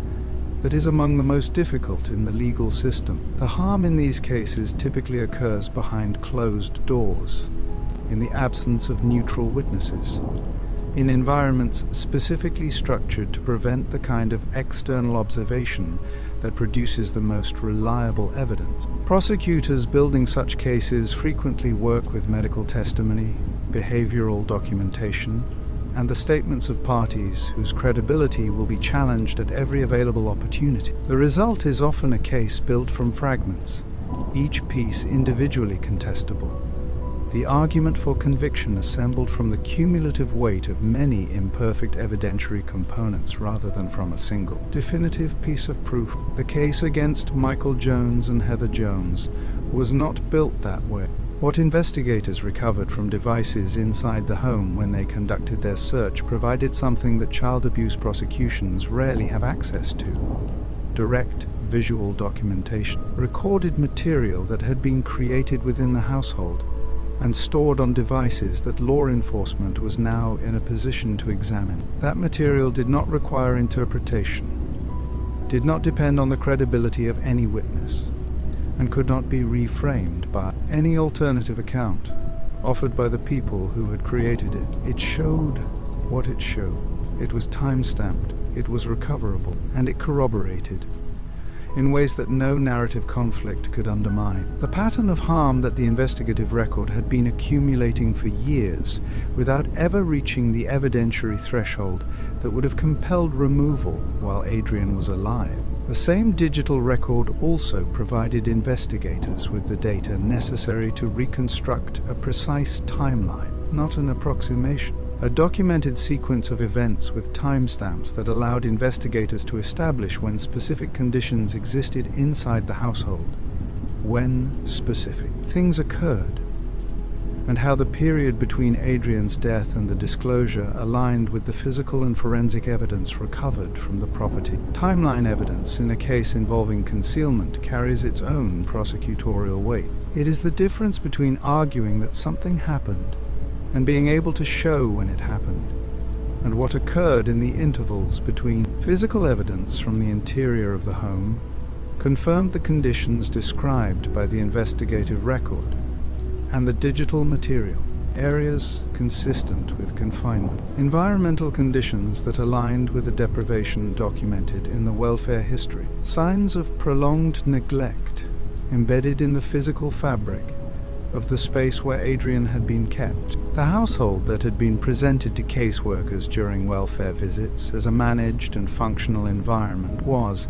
in the physical evidence left behind when the presentation had no longer been necessary to maintain, a different space entirely. Forensic analysis of the remains, conducted under the conditions that the state of decomposition permitted, confirmed identity and produced medical conclusions consistent with the physiological progression documented in this script.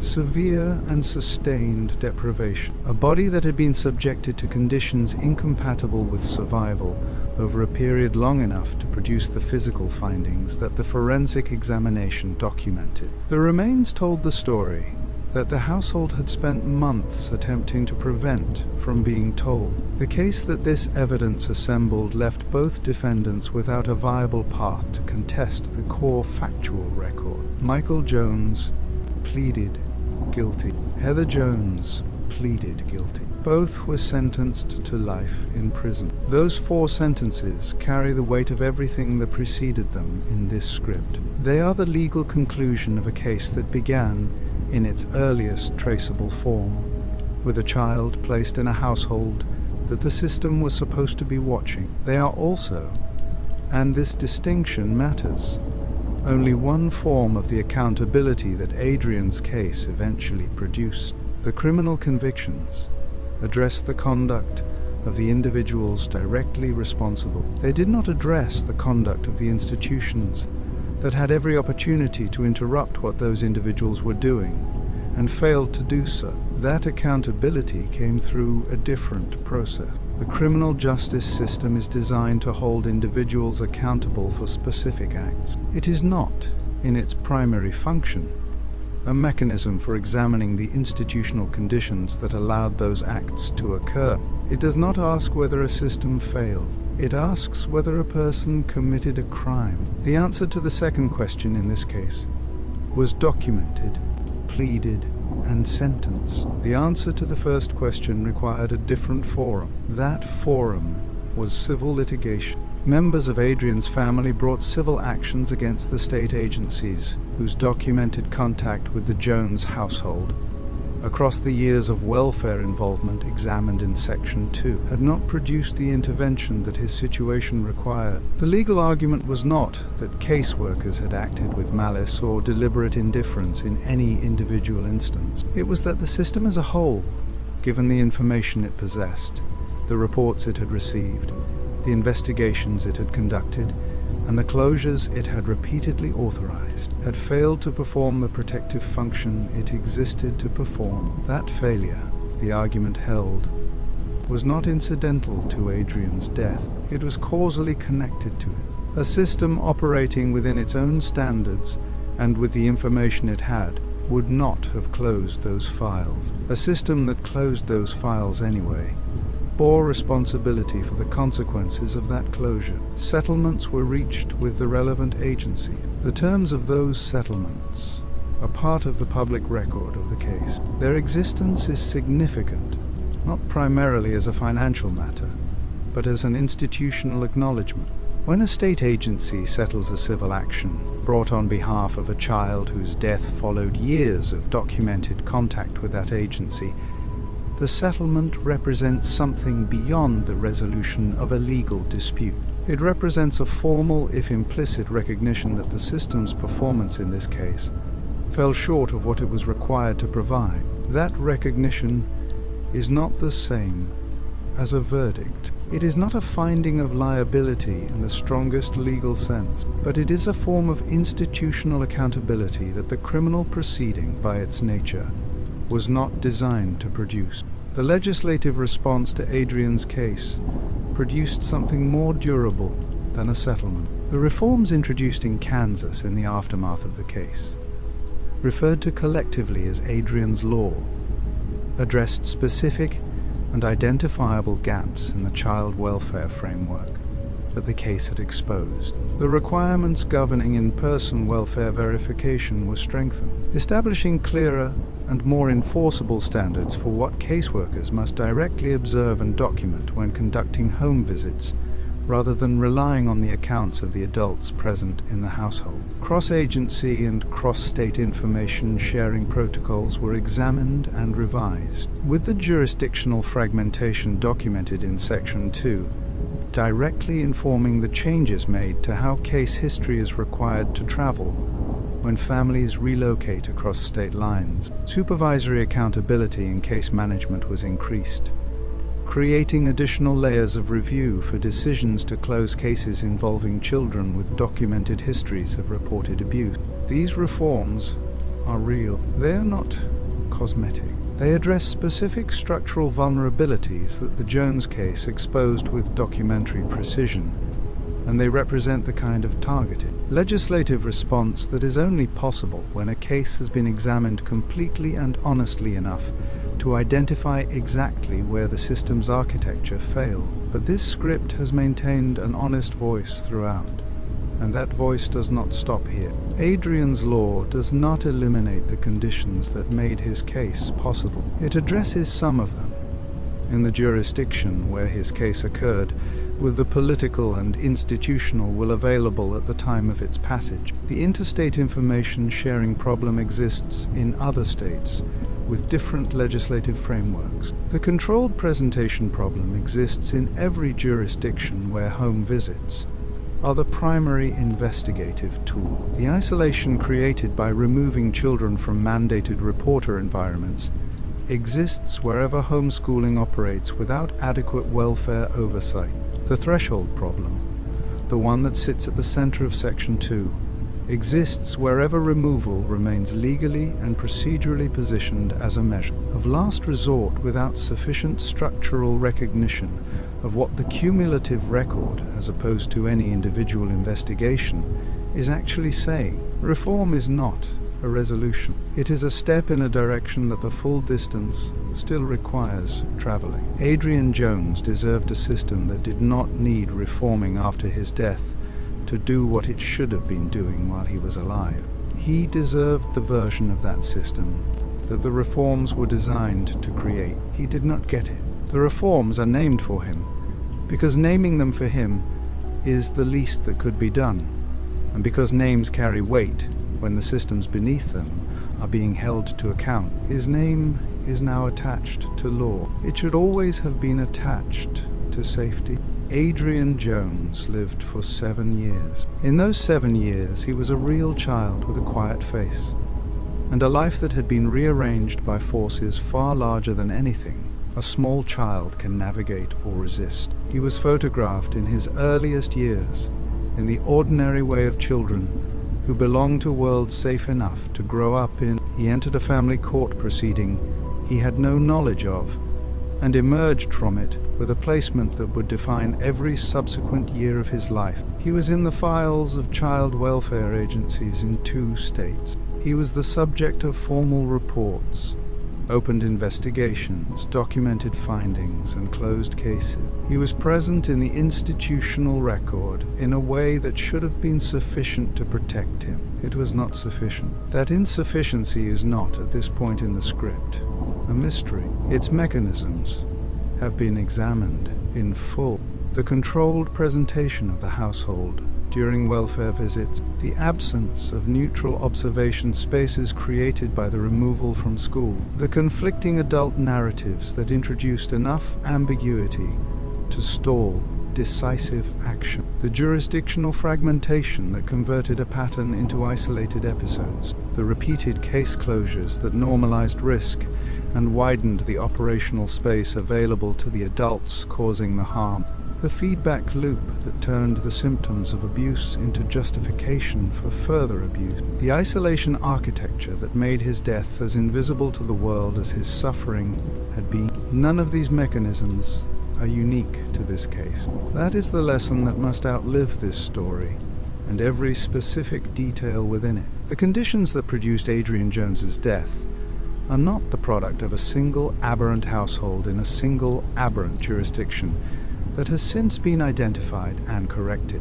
They are structural, they are reproducible, they are present in varying configurations and degrees, in other cases being processed by other agencies right now. The names are different, the specific household dynamics are different, but the underlying architecture, the combination of isolation, controlled presentation, narrative conflict, jurisdictional gap, and threshold calculus that allowed the Jones household to cycle through investigation after investigation without producing the outcome that the accumulating evidence pointed toward. That architecture is not exclusive to Kansas in 2012 through 2015. It is the architecture of how these cases fail, and it will keep producing failures until it is understood well enough and named clearly enough and taught consistently enough to the people positioned to interrupt it, that the interruption becomes more likely than the failure. Now, the script turns directly to you.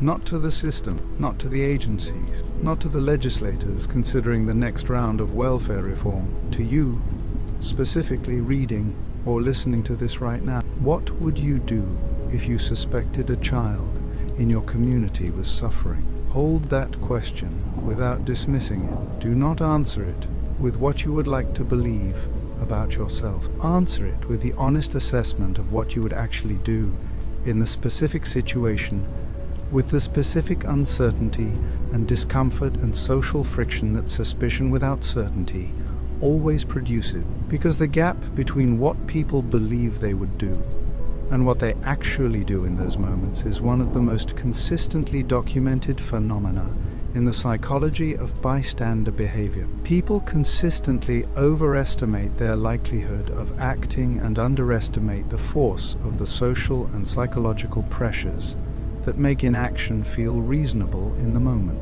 Have you ever seen a child and felt something register that you could not fully name? A quality of withdrawal, a physical presentation that did not quite align with the explanation offered for it, an absence where a presence should have been? Have you ever noticed something and then talked yourself out of the noticing, told yourself that you were probably wrong, that it was not your business, that you did not have enough information to justify making a call that might be unnecessary? That calculation is the gap that cases like Adrian's live in. The core problem this case exposes at the community level is not that no one cared.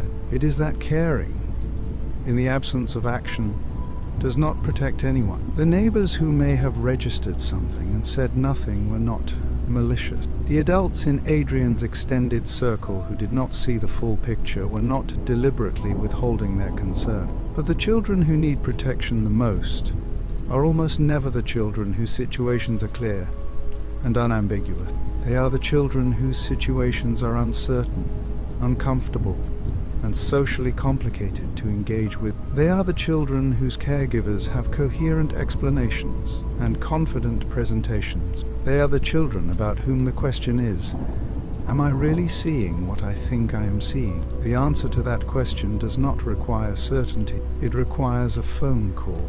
A report to child welfare authorities does not require proof. It does not require a completed investigation conducted by the person making the report. It requires a concern. The investigation is the system's job. The report is yours. And a report made in good faith, even if it ultimately does not result in removal or intervention, creates a record. It adds to a pattern. It is one more piece of the cumulative evidence that, in cases like Adrian's, was the only thing that ever had the potential to reach the threshold that individual reports could not. One report can be closed. A pattern is harder to dismiss. The moral weight of this case does not rest entirely on the agencies that failed to act. It also rests on every person who occupies a position to notice and chooses, for whatever reason, not to act on what they see. That weight is not comfortable to carry. It is not meant to be comfortable. Comfort is not the point of this story. The point is that Adrian Jones's name is now attached to a law in Kansas, when it should only ever have needed to be attached to a childhood. The point is that the systems designed to protect children like him had his name, and did not protect him. The point is that those systems are made of people who have the capacity to notice, the capacity to act, and the responsibility that comes with both. If you are watching this and you work in a school, you are a mandated reporter.